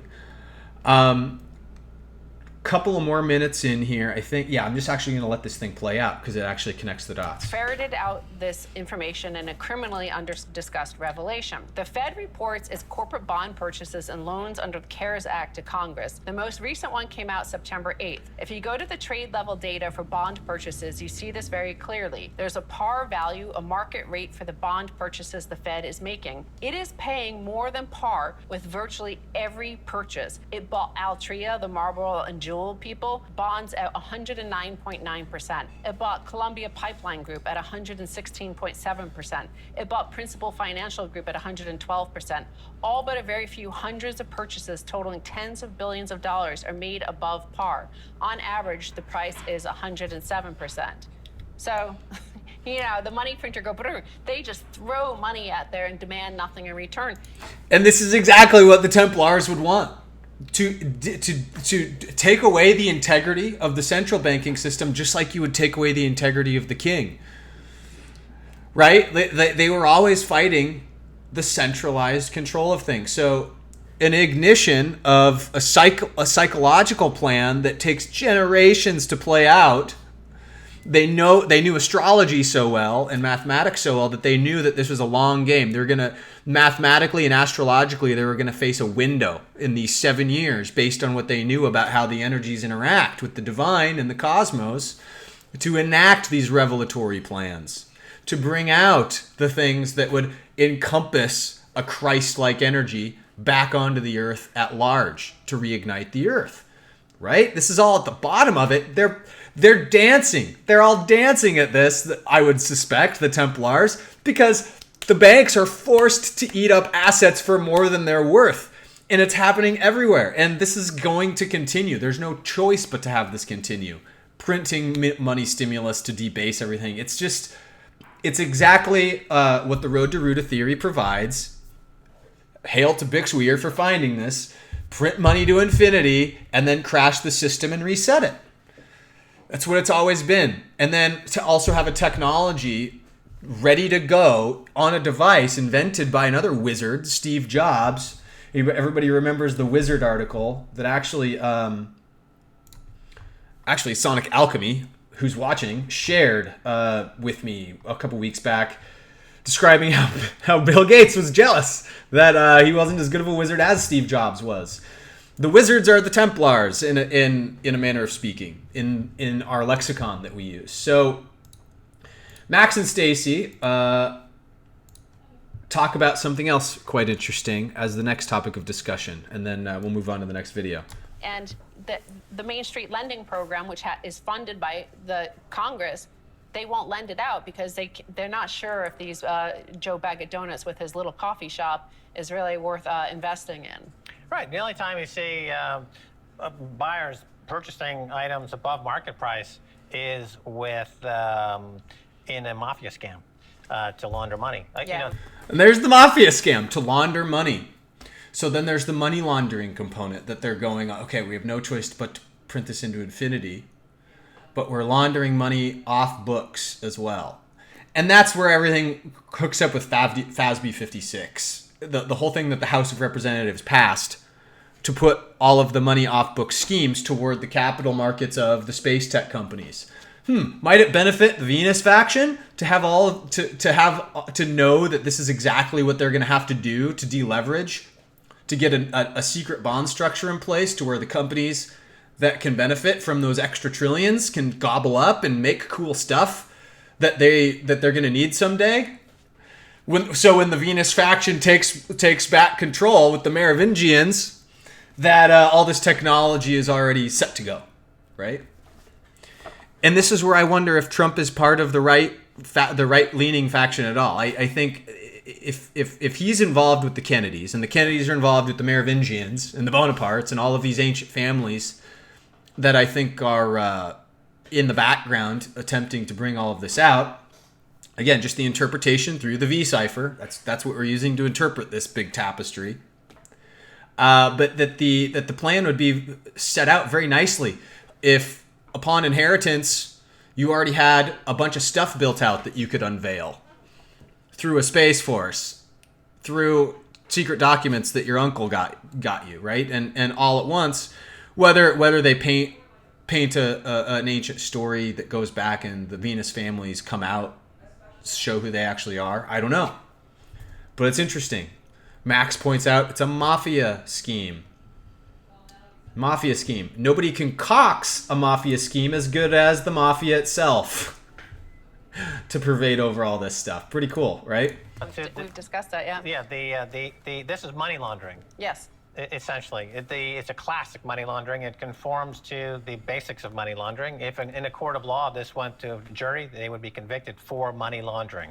And I know we're running over time, but I do want to say that critically, the Fed isn't buying these bonds directly, but on the secondary market. So when they overpay, they're lining the pockets of the investors in corporate bonds like hedge funds and institutional investors like PIMCO. Big banks who handle transactions as the primary dealers in corporate bonds also make out. BlackRock, the asset manager giant that manages these purchases on the behalf of the Fed, is likely getting a taste. Essentially, everyone on Wall Street is getting rich from the Fed overpaying for bonds. Right, it's money laundering. Yeah, like, again, we've been saying it, and it results in $50 trillion of missing money. Okay, take a break. $50 trillion of missing money. FASB 56, everybody. Much more coming your way. This guy he has on for this next two episodes. Welcome back to the Kaiser awesome. Report. I'm Max Kaiser. Time now to turn to part 2 of our interview with Michael Saylor. He's the CEO of MicroStrategy. Recently swapped $425 million dirty fiat money for, 38,250 Bitcoin. Michael, welcome back. Thanks, Max. So to follow up on this whole discussion about inflation and what you do with a big cash position and the possibility of gold as an alternative, you said that Bitcoin is harder than gold. You know, when you think about gold, you realize they're gonna mint 2% more of it or mine 2% more of it under the status quo. if the price of gold goes up, the miners are going to make capital investments, expand their capacity, and mine more. If the price goes way up, they'll expand their capacity, keep mining. When the price goes down, they've got a capital investment. They'll act irrationally and keep mining. So under the best case, you're looking at 2 to 3% inflation of gold. If you look out over 100 years, that means you start with $100 million worth of gold and you end with 10 to $12 million worth of gold. So you there's the problem with mining in space. Without a blockchain standard associated, you inflate the crap out of the metals that you're now finding in abundance, or deflate the crap out of it, because you inflate the supply. So this is another argument that they're talking about mining the moon, mining metals. I don't really think they're mining the moon for metals. I think they're mining the moon for something else, whatever it is. But moving on. We have Catherine Austin Fitz kind of chiming in to this with the Dark Journalist back a couple weeks ago, that matches up very well with these themes. And I'll just let this play out from here. Both sides. They don't, Both they sides. negotiated with the team to go in and do this. They don't want to send in a team to stop the team they just are paying to go in and do this. I mean, that's my question. Are these riots being financed with FASB 56 money? There's the other place that the FASB 56 money can be going. All this extra money off books, right? They're buying things for more than it's worth. They have to launder it somehow, gobble it up. Now they can spend it on Antifa. They can spend it on igniting division and riots. Blah blah blah blah blah. No, Sonic Alchemy says good, because I posited, is Max Kaiser, because of his last name Kaiser, is he a Venus guy? Good question. You ever seen the clip of him railing against Bart Chilton? No, I haven't. That's what was he railing against him for, Sonic Alchemy? Because I actually tend to like Bart Chilton more than dislike him. But anyway, Catherine Austin Fitz and Dark Journalist here are talking about this laundering process using FASB 56 as well. I'll let him continue. Right. What would be the aim of having that kind of chaos in the streets if it were? It's very simple. And I'm going to grossly oversimplify just to help you understand the concept. So you start, let's go back to 1995. You can't get the budget deal through. You give up on the country. You decide to pull all the money out. So 21 trillion gets moved out. You move out another 24 trillion with the bailouts. You have some other fraud. $50 trillion pulled out of the mechanism, right? But what's not... There's the 50 trillion she's talking about too, that Max Kaiser is talking about. So here's just another angle on it. Not pulled out of the mechanism. You still have obligations. You have military pensions, you have Social Security, you have all these healthcare obligations. So you've pulled the assets out, but you haven't gotten rid of the liabilities. Well, how do you get rid of the liabilities? If you have a civil war and people demand that their states secede from the nation, you can say, well, the vehicle, the people didn't want the vehicle anymore, so they would rather walk away. They didn't, they chose to secede rather than get Social Security. So it has to be coordinated on both sides of the political aisle. Coordinated on both sides of the political aisle. See what I'm talking about? So Sonic Alchemy says something again to me. He says it's a quick one relating to Bart Chilton and Max Kaiser. It's a quick 1 minute clip from years ago on London Real. Shot. You think the link on... Oh, you sent me the link on Patreon. Awesome. Thank you. I'll check it out. Yeah, I'll definitely check it out, Sonic Alchemy. Appreciate it. So these guys are even talking about it being controlled from both sides of the aisle. Who wins out here? The thing that neither one of... I'm surprised, too, because, again, my main man, DJ over here, who's the ex-steganographer, doesn't see the other faction that I see in the middle of all this stuff. I see the third player because of the V cipher. I have to believe that it's potential that he can see the same thing with the X cipher that he unveils. Hey, Khan Sikandar, how are ya? So anyway,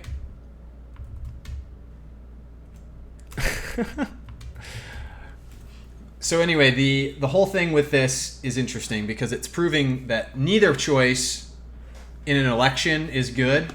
But how are we relating this back to the very beginning of the video with 113 and November 3rd coming up with all the disinformation campaigns, but as it relates to the Nikola Tesla unveiling of the new technology that Daniel has found in the X steganography, but by way of waking people up with the V steganography.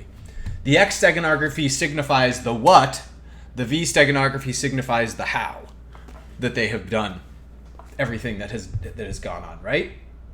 Nikola Tesla stuff, X steganography, even the Templars. What are they hiding? What are they hiding? The X. The X. The Vesica Pisces in the football. More feminine steganography, the Vesica Pisces. Or symbolism, feminine symbolism. Of course, the vaginal opening. The X. The X. The X marks the spot, again, with the eclipse. So, very, very much the treasure that they're hiding isn't actual gold, it's signified allegorical gold. Okay? As they say, the golden age for 1,000 years after the establishment of New Jerusalem. It won't actually be this by the extent of the Yuga cycle a golden age, because here we are, we're like very much in a Bronze Age as we get closer to Sirius, but it's proverbial. It's signified by the golden energy of the Super Saiyan, the golden energy of Rey's lightsaber. It's the gold that's on your solar plexus chakra.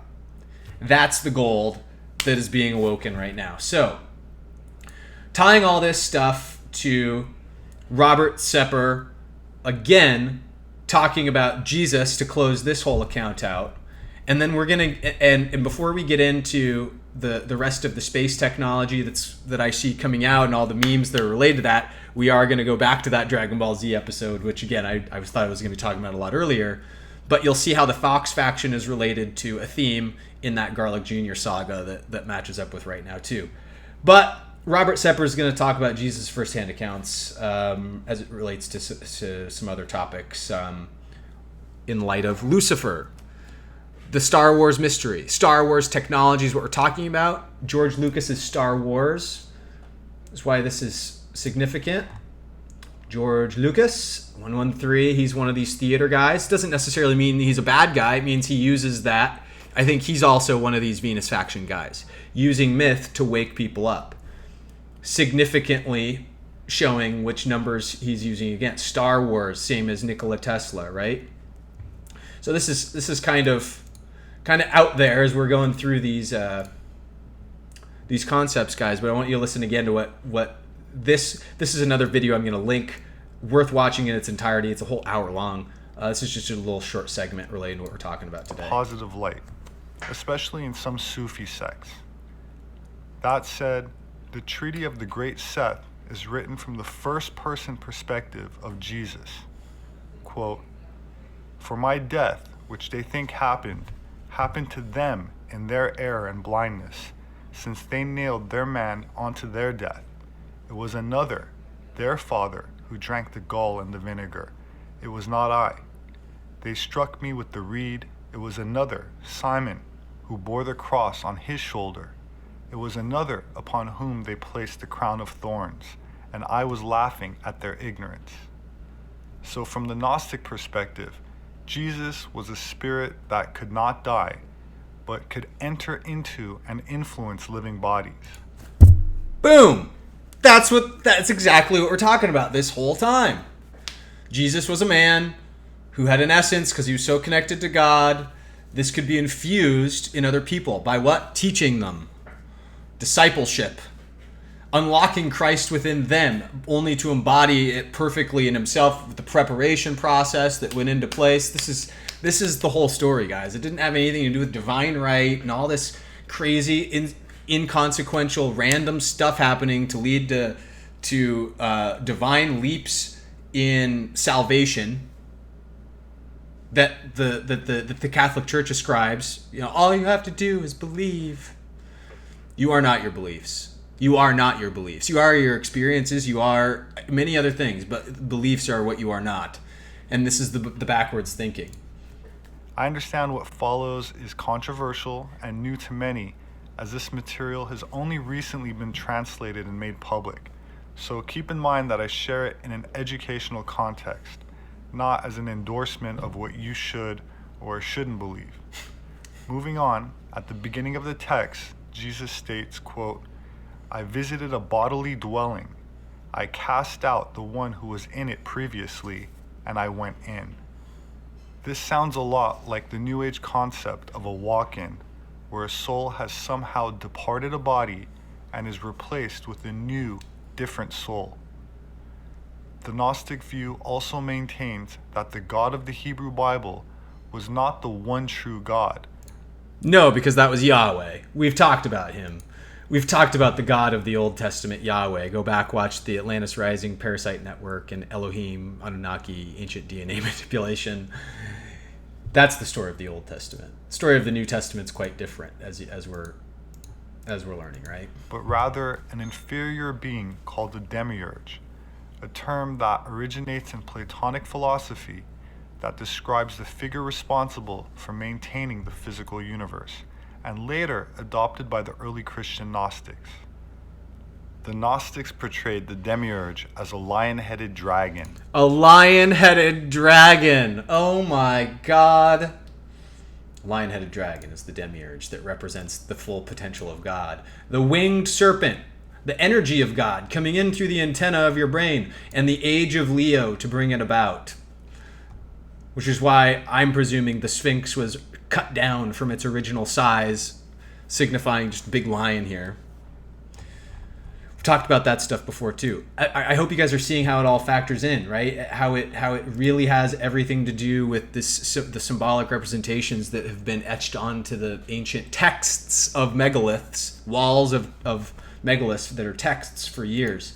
This does not take away anything about Jesus. That's what Jesus is still the man. Like, I don't understand how this changes anything about how people view Jesus. I mean, it almost makes it better. The story of how you can follow the steps to the best of your ability to achieve as close as you can what Jesus did. Nobody, like, that's what's so beautiful about it. He was a man that came down to show a way, so it wasn't out of reach for people.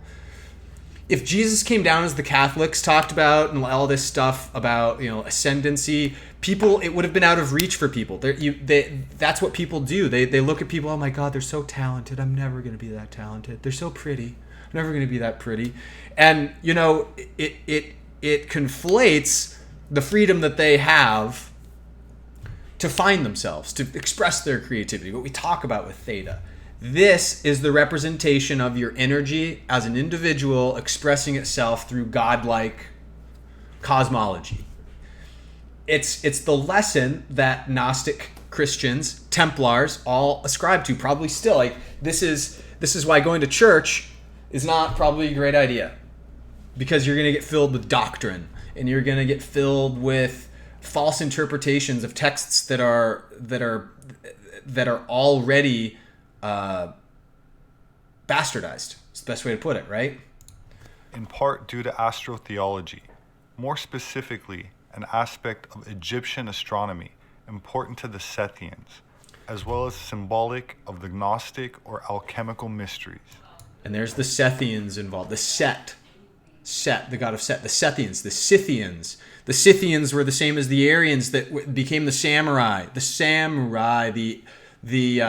Sumerians, the Sumerai.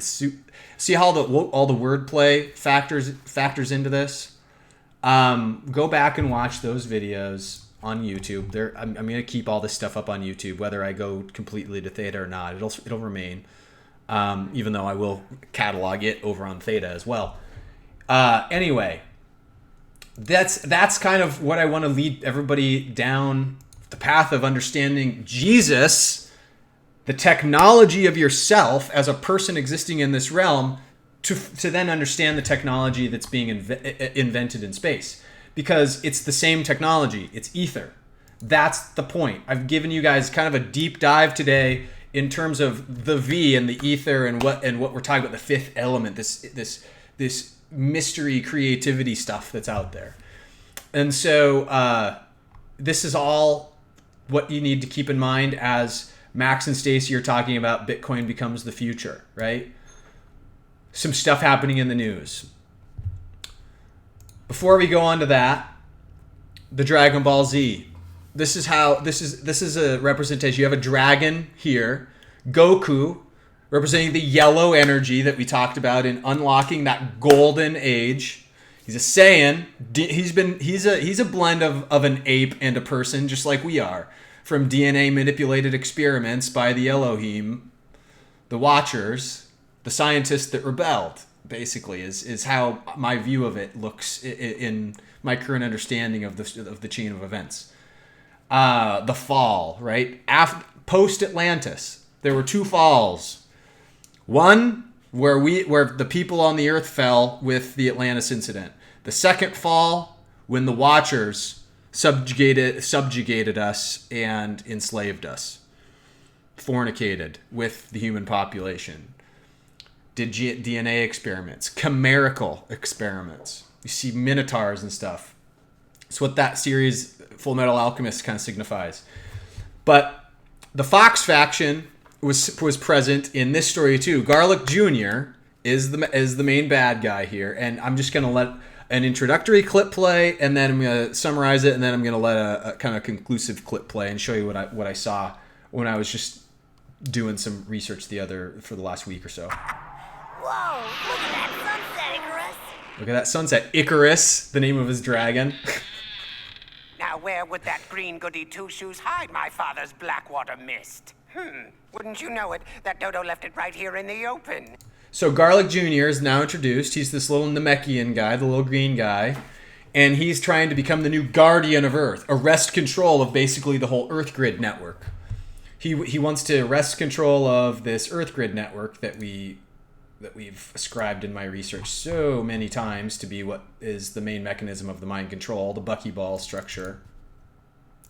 So he's looking for what's called the Blackwater Mist, and the Blackwater Mist is a weapon to control the minds of men, as you will see. And this is why he wants to release it, so he can then subjugate the minds of men and reverse, with his green, the upright lambda into a V, into a red V. And we'll see how that very thing happens here.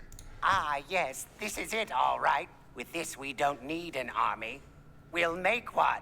What do you mean, boss? When people breathe this mist, any evil tendencies that they're resisting take control of their character. They become mad with desire for wealth and material pleasure to the point of wanting to kill each other for it. You see, boys, our army of darkness has always been here. We just have to wake it up. What have I been talking about with Wetico, too? This is what he's talking about. Wetico. Wetico is all over this series. The PS5 series is when I introduced Wetico to you guys.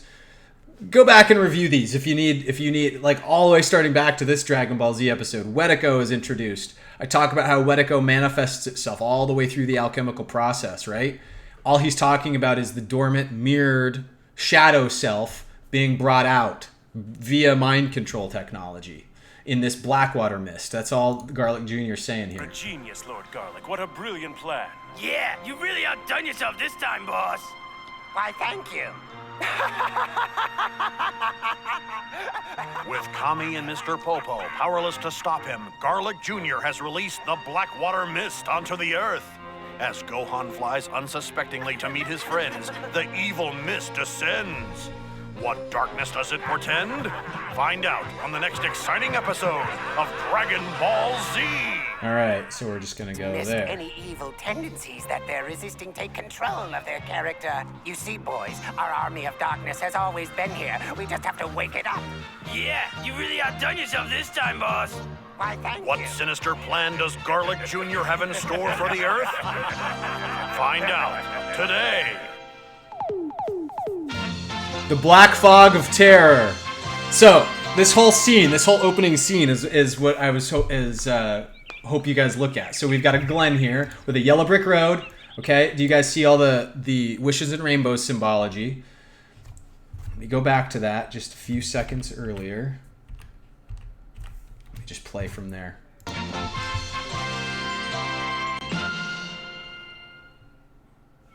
Here it is, yellow brick road. Flowers for the wishes and rainbows. Five-sided petals. Okay. So this has something to do with Wizard of Oz. Blackwater mist. This is Oz. Let's just call this Oz, being blanketed with... Oh no, what's wrong with me? I feel so... I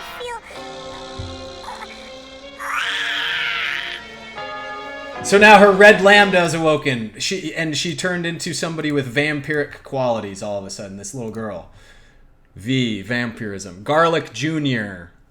Come on. Vampires, garlic, right? So we've got that whole thing going on with this Blackwater Mist theme. Wetico. The Blackwater Mist has been released upon the Earth, Father, just as you would have wanted. They're weak, so weak, these Earthlings. Like sheep, lost sheep, without the strength of will to resist the dark side. Lost sheep. A lamb is what... A lamb. Let's see the Merkaba. This is the star that he's talking to, the Merkaba energy that he's going to reverse using the V-steganography spell. They're lost lambs. The lambda. She's going to reverse the Merkaba energy by reversing the V, using the power of the pentagram to control the mind. You see how it's all math? All this mind control stuff. They only need a ruler, Father, to lead them. And remember, the Merkaba, in case you're new to this, the Merkaba is not only the structure of the heart chakra, but it's the Star of David. It is also the energy grid pattern of the Earth. Each one of these points, if you were to line these big nodal joints up, you would get 8 of them. You'd get a Merkaba structure. Perfectly succinct. With 2 tetrahedrons in place, just like this. So this is the Earth's energy structure. It makes sense that at the Earth's sanctuary, at the heart of the pedestal, that Garlic Jr. would find, again, the Merkaba. Further and further into the darkness. And they'll have one when I wish you back. So he's planning on getting those Dragon Balls and wishing his dad back. What's taking so long, Spice? Lord, please be patient with me. More waiting? I've waited too long already. How hard could it be to find a kid with that fancy mirror? What are you looking at, you boobs? I'll bet you two know who I'm looking for the ones responsible for locking me in the dead zone. Goku and his little runt, Gohan. Gohan! Gohan! Where are you? You better get over here this instant! Oh, Gohan! How could you? Oh, it's Krillin and those friends of his. I'll bet they talked him into doing this. Are those silly karate bums ever going to grow up? Life is not just an interval between kung fu matches. I would not want Chi-Chi for a mom. Anyway, here's Gohan on Icarus. Check out what happens. Oh, great! Getting to see everybody again. Man. Sneaking off to see his friends. Icarus the dragon. That was great, Icarus.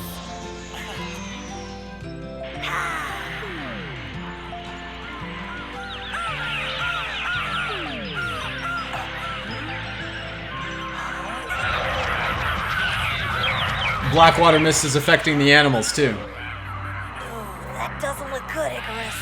Be careful. Whoa! Let's get out of here! Don't touch it!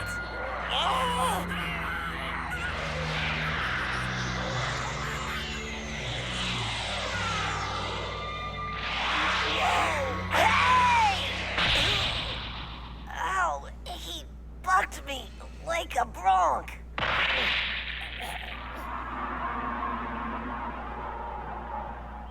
I wonder what that stuff was. It was horrible.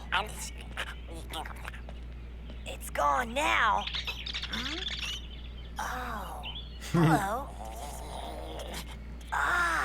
Hey there. Check this out.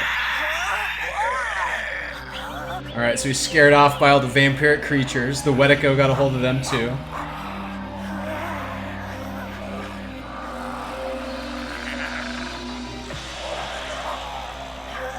Icarus, easy boy. There's too many of them.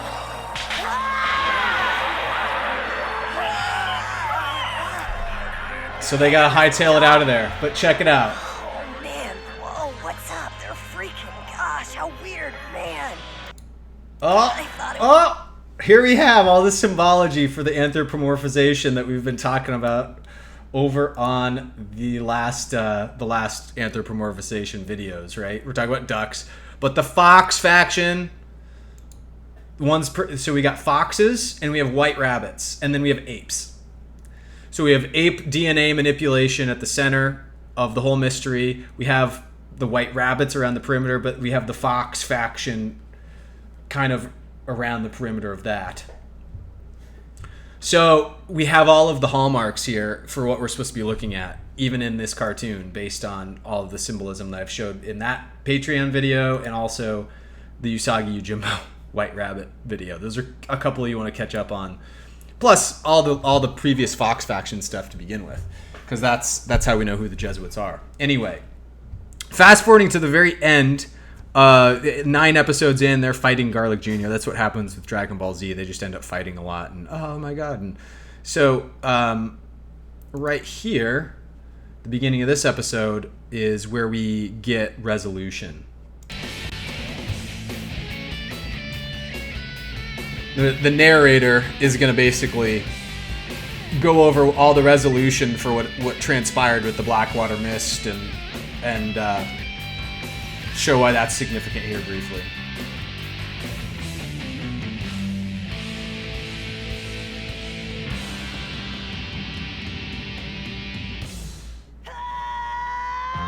Last time on Dragon Ball Z, Gohan gave Garlic Jr. quite a beating. Garlic Jr. Krillin grew. went through plenty of pain as well. But with Piccolo seesawing between strength and weakness, the evil giant regained the upper hand. In the resting place of Guardians past, Kami took care of the distraction while Mr. Popo handled the sacred water. And the precious water was spread over the earth to negate the horrible effect of the Blackwater Mist. The precious water was spread all over the earth to negate the Blackwater Mist. What did we talk about here with Ken Wheeler and the secret of water, and water having the structure of the pentagram? So what essentially we have here is the pentagram and the meme of V being given to the earth in the form of knowledge, basically, is what the sacred water represents. The structure of the sacred triangle, 3 of which, the trinity of which, make up a pentagram. So we have this piece of the riddle, again, watching Ken Wheeler's video about the secret of water and Pythagoras' secret of life, being signified here to break the spell of the Blackwater Mist. The Blackwater Mist in our reality is the mind control. How do you break mind control? Unveiling the knowledge, the revelations, the Venus family secrets to give us back, the Templars, the ancient Templars, making it all the way through to recruit, hopefully, a bunch of new members in the times to come to build new stuff. These guys are Masons, right? They want to build stuff again. That's what the number 22, the master builder number, is all about. That's why the number V, or the number V, the number 22 as it relates to V, as the 22nd letter of the alphabet, is important for them to reverse the spell of. Do you see? I'm sure you do. I'm sure everybody watching the Theta stream at least does, because you guys aren't strangers to the work. But I'll let the narrator continue out here. Sacred water cures all the vampirism. Garlic Jr. was incensed by this latest attempt to foil his dark plans. And in a terrible rage, he decided to pull out all the stops and reopen the dead zone. A horrible void of darkness that sucks people into it like a vacuum and holds them in a timeless, spaceless prison. This is just like Dormammu. Dormammu is the concept of Doctor Strange in the Marvel comics, trapped in this dead zone where Wetico should be held. Right? That's the whole thing, is getting Wetico back to the dead zone, rendering it neutral because you integrated it for yourself to gain the yellow golden energy. The dead zone will swallow you up and keep you for all eternity. There's no escape. With Piccolo's power waning and Krillin weakened from battle, it was up to Gohan to protect them from the deadly suction of the And here's dead the zone. yellow, But the how Saiyan long energy. can the little warrior hold on? Find out today. Brief chance for victory. They thwart him. Star, kid. Trouble when I find you. Where is it? Here. Right here. So Gohan eventually destroys the Makio star, which is giving Garlic Jr.'s power with the yellow energy. Garlic Jr. loses all of his luster. Shrinks back down to size.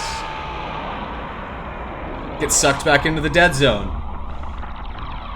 See the yellow? And with that and the white or the sacred water clears the mind of the population again. And I forget why they're showing Vegeta here, but You're so close I can smell you. Vegeta's V steganography too, obviously. Now, I'll become a Super Saiyan and we'll see who's really the strongest.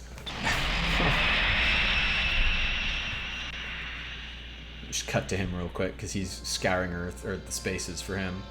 So all the rioting stops. All the rioting stops after the mind control stops, and they're like, "What? What's going on?" So there's hope. There's hope for what we're going through today, right?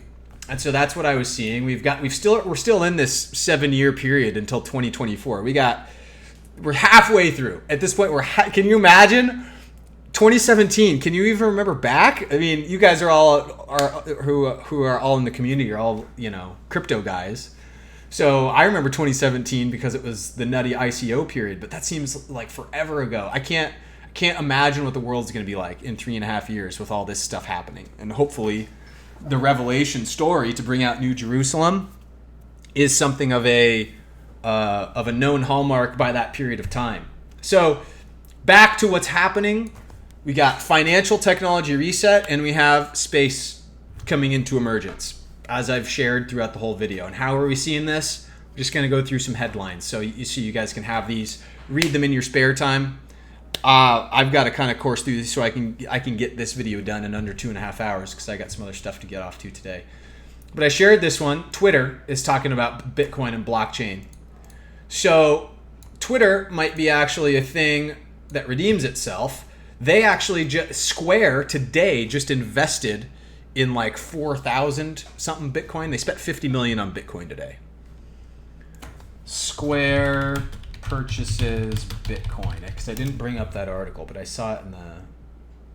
Yeah, here it is. Here's the Market Watch article. So Square stock gains after company purchased 50 million in Bitcoin. Square is the same ownership group as Twitter. So there you have it there. Interesting times. Cryptos crash. This was at the beginning of the month after it was found that the BitMEX, another huge exchange, are going to face CFTC charges. This is another step toward true price discovery in cryptos. We need to get the crypto cabal guys out of it, all the guys at EOS. The guys at EOS are the guys that have a ton of influence.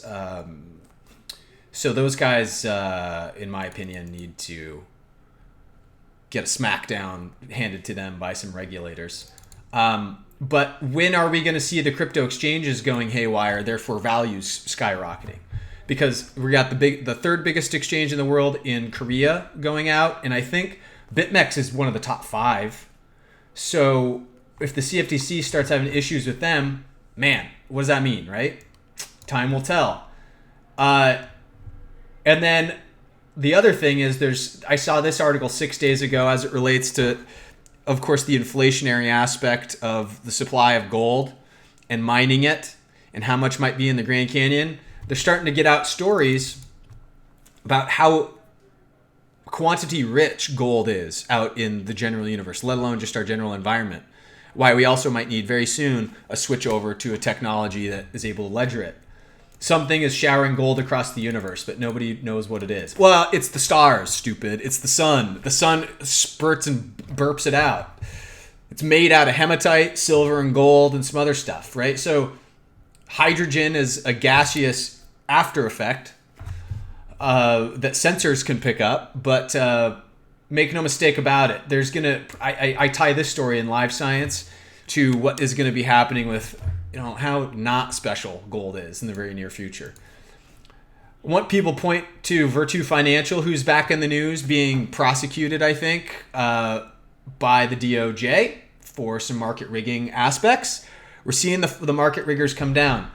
People who've also looked at Bix Weir's work, they know who Vincent Viola is. VVV, Virtu Financial, Vincent Viola. Vincent Viola was one of the guys that was involved in the derivative schemes. And I want to just point this guy out to look for more news about Virtu Financial as these markets come down and this rigging collapses in the days to come. Remember, we've got where are we? We've got Mercury Retrograde coming up. We can expect Antifa to spin up just like they did in the last Mercury Retrograde period. The last Mercury Retrograde period here was when Antifa was the heaviest. Their activity was the heaviest. The riots were the heaviest. We can expect more of that during this period of time. But also market collapses and things happening to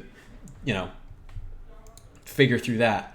So they also, here's more F-22 Raptor. There's a new 6th gen stealth jet talking about the new dark program space technology to come out.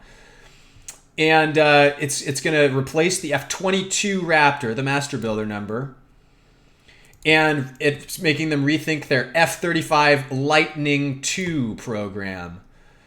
And of course, there was this article, not that one. Where was it? Here it was. Probably should have put this one next. CIA considered weaponizing lightning at some point in time in 1967. This story came out the other day, September 21st. So you're starting to see all these key things line up in the stories that are coming out, and the steganography that we're using with the Gematria and the whole V-Cipher universe of evidence that we paint the story with is how we're showing all this to be the case. And the fact that they used to be interested in weaponizing lightning doesn't play out for me. I think they still probably are. Of course, it's just gotten better. Read through this article. It's just a historical attribution, but it indicates to me that, it's really dumb that you would say like, oh, well, they didn't go any further with that after they already had Nikola Tesla's patents, right? They're also, the Pentagon has continued to talk about the UFOs. And I think this is actually an article I've already shared, so I'm going to go past that. But one thing that I want people to be keenly aware of as we go forward with the Venus family's plan here is that I'm also presuming that they very much know about the alien contingent that's up there. And this is part of the whole revelation cycle too. The Elohim, the Anunnaki, whatever you want to call it, the Watchers. Part of the V-steganography story goes with the Voyager spacecraft that went past Cassini, the Cassini region. And what is probably coming out in this period of time, as indicated by a couple of Joseph Farrell's recent articles too, metallic hydrogen, really high octane speculations. I'll post this article for people to read. This one will connect some dots. And then basically designer drugs being activators for the very V-steganography mind control components that we're talking about, called dreads. And I'm going to post the technical article about dreads and what it is, and how taking designer drugs, not cannabis, but designer drugs like the manufactured kind, synthetics, that will very much activate certain neural pathways, create new ones, create new nodes of receptors in your body so you're more susceptible to things. Bad news. Why would you do this if you knew that it was a mind control mechanism, right? But the thing that is the ultimate mind control mechanism that ties in with our abilities to be mind controlled with these antennas of our brain, I think it has everything to do with the planet Saturn, the pyramidal structures that they find out as asteroids in there, and the harmonic structures that have been found in Saturn's inner ring. Earlier in the video, we talked about how the pentagram and the shape of it through the Donald Duck lesson was all about harmonics, right? The pentagram structure and the golden ratios and how it relates to chords. Well, there's something that I've always posited, and again, this is something that is another conclusion of mine and my research. This isn't written in any book somewhere outside of what I may write in a book someday, but using Norman Berggren's book as a litmus test for also this banking collapse scenario that was accelerated in 1971 with going off of the gold standard. It lines up with the Voyager spacecraft passing the Cassini region on Saturn's rings and finding the very craft that we've talked about in this book that seem to be constructing moons. Big ass things that they only call vehicles that are leaving behind. And as of 1986 map of Saturn's rings that were still being constructed. There's an incomplete region down here at the bottom of the picture. As you see, it's flat. That wasn't yet complete. What was that timing event set to be complete with? The time we're going through right now, right? So there are these big vehicles that are spitting out these planet-looking things, where I think the moon was actually created, was around the rings of Saturn.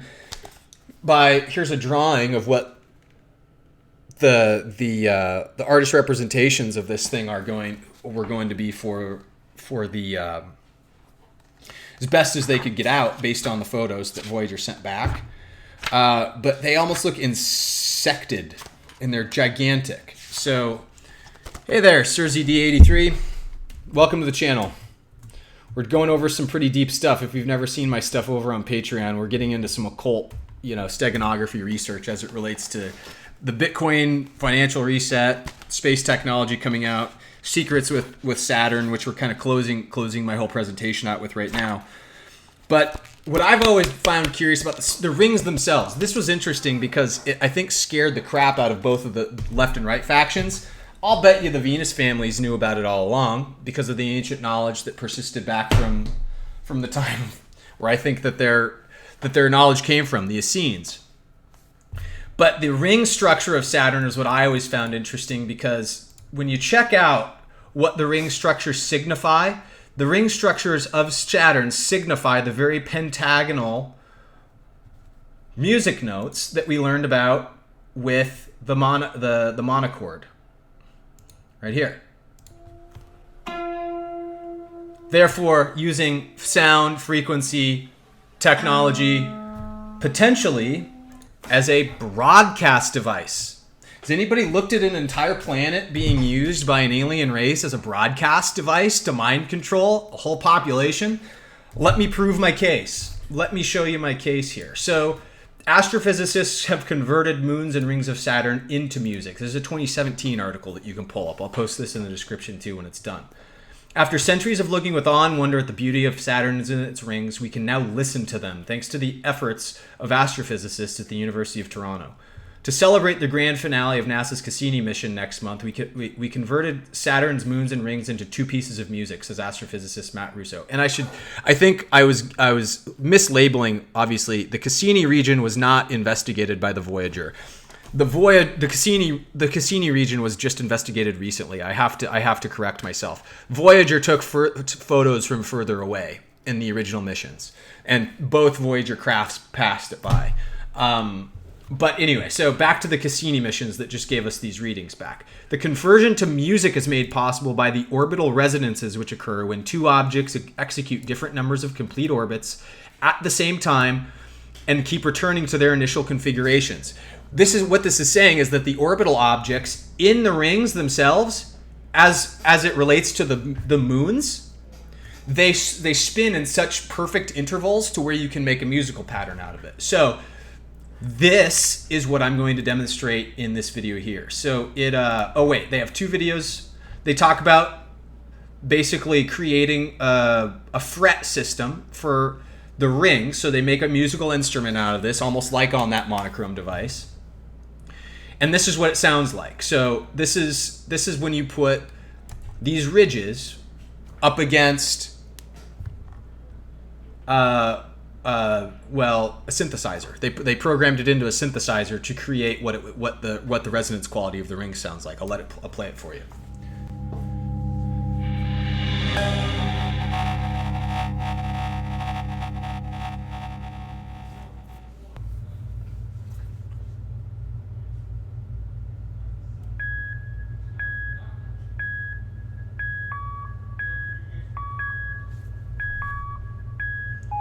So again, these are the orbital objects, the moons, and so they're using the same reference point for when they reach back to that reference point, the same reference point. When the moon crosses that boundary, they're adding a musical tone.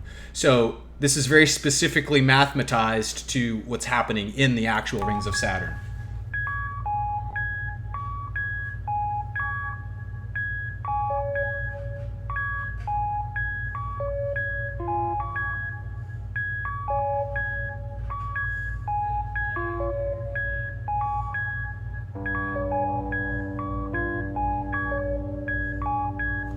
And they're zooming in on specific regions here of the rings themselves.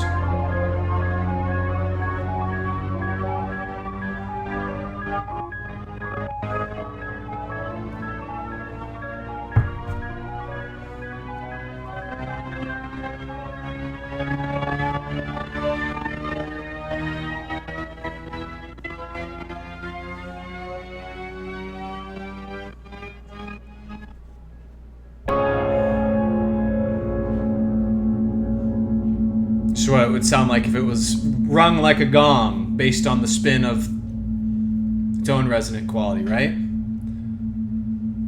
So they expand on this down here with Janus itself translated into music. So I'm going to come back to this clip, but let me play this one for you real quick too as they focus in on Janus.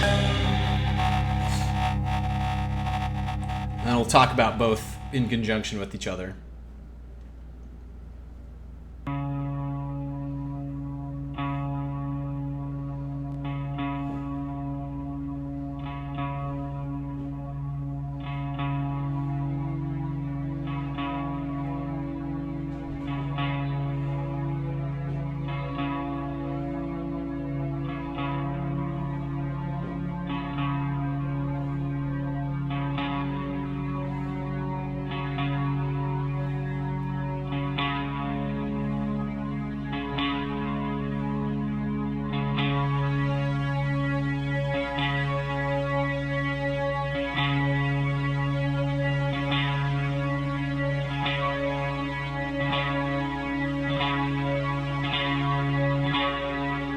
Zooming in on another region here.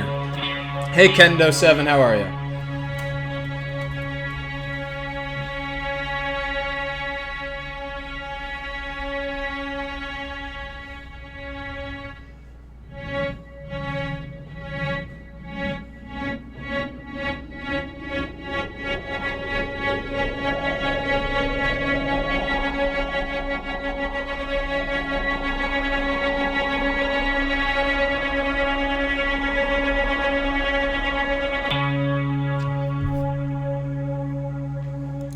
So my whole point with showing you the Janus video was to show you how something like as complex as the ring structure of Saturn can actually be tuned like an instrument just using some synthesizer equipment that we here on Earth have just by measuring it.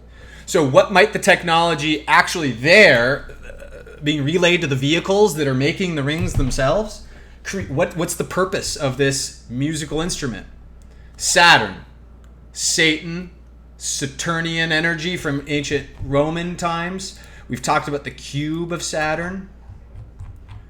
Arresting the Merkaba energy. Where is it? I have it on here somewhere. Where do I have that little photo? I gotta show. Bump, bump, bump, bump. Where did I put that one? It was probably higher up, wasn't it? There it is. Saturn. The Merkaba energy that Garlic Jr. in the Dragon Ball Z episode that we just talked about. It's controlling the Merkaba energy, the Saturnian energy. So my position is that whoever is controlling the frequencies here is actually manipulating the minds of the people back here on Earth. And this is what the Venus families have known. And why Venus, the planet itself, that came in to reset the valence structure of our entire solar system eons ago, has been so important. And an ages-long meme to reestablish control outside of this reversed pentagonal Earth grid control system. So if the Earth grid control system, if this is the mechanism and the receiver so that's the radio antenna, and we are the radio antenna on a big receiver on the Earth that is tunable with resonance frequencies with the temples that are placed on the ley line structures. We've gone over this again last year in my YouTube series. If you go over to Skullcap Savant on YouTube and you look at the Earth Grid Control series that I did last year, these concepts about the network itself are outlined. This one's a new one, where I'm painting you guys a picture of the frequency of Saturn being broadcast at the Earth. So before we depart from this and kind of end the video out for the day, listen again to video 1. 45 seconds in, I'll play you the tone or the string, the chord as it's called in music, and you listen to this closely, and then I'm going to compare this to something for you to ponder on as we go. So they're going to zoom in.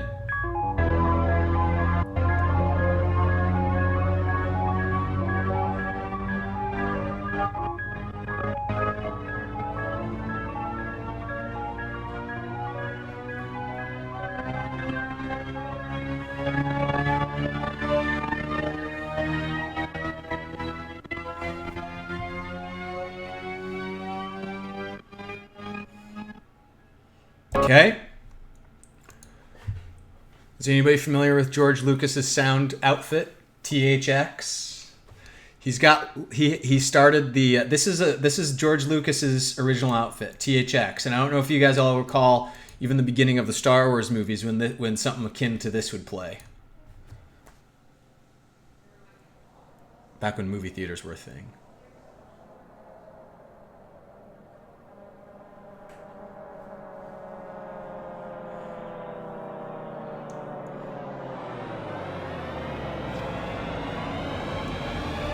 Notice the similarity? 33 seconds long, the clip. 33 seconds long. Man, so I want you guys to keep that in mind. George Lucas has something to do with the riddle at play, the Star Wars future that we're coursing into, of course. 113, green screen, he matches up perfectly with green screen. George Lucas and green screen are the same Gematria. So, and Phoenicians too. So he obviously has something to do with playing a part in decoding what this Star Wars reality is for us. But there's one other thing I think here that I wanted to show before I went. I wanted to make an announcement. I will be playing Cyberpunk. The main character's name is V.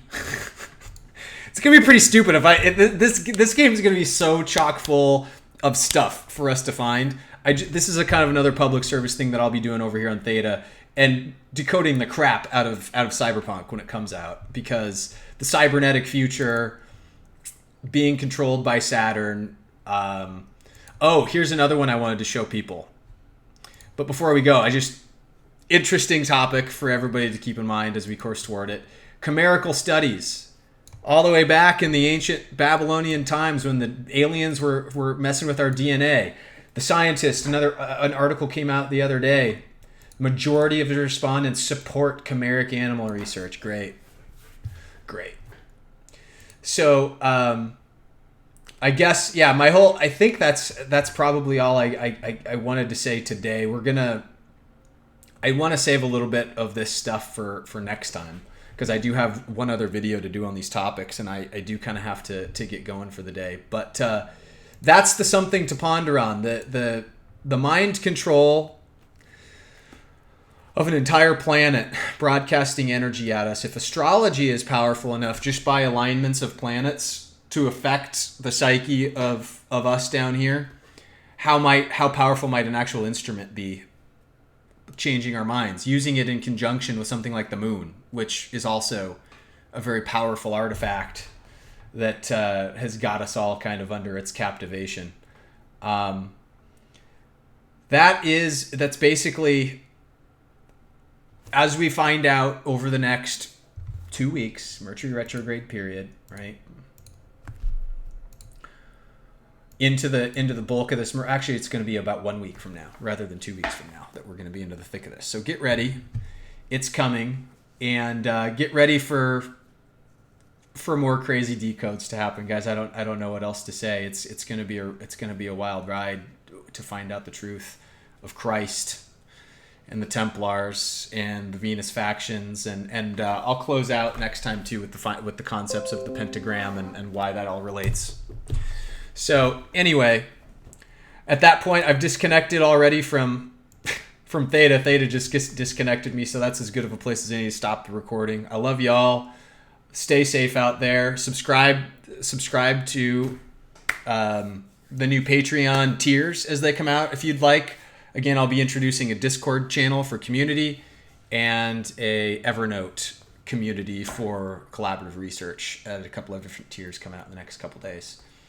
So that's what I got for you for now. Like I said, hope you've enjoyed this dive into a deep look into the basis and the foundation of space technology, the truth of Christ, and the Templars. But I'll see you guys all soon.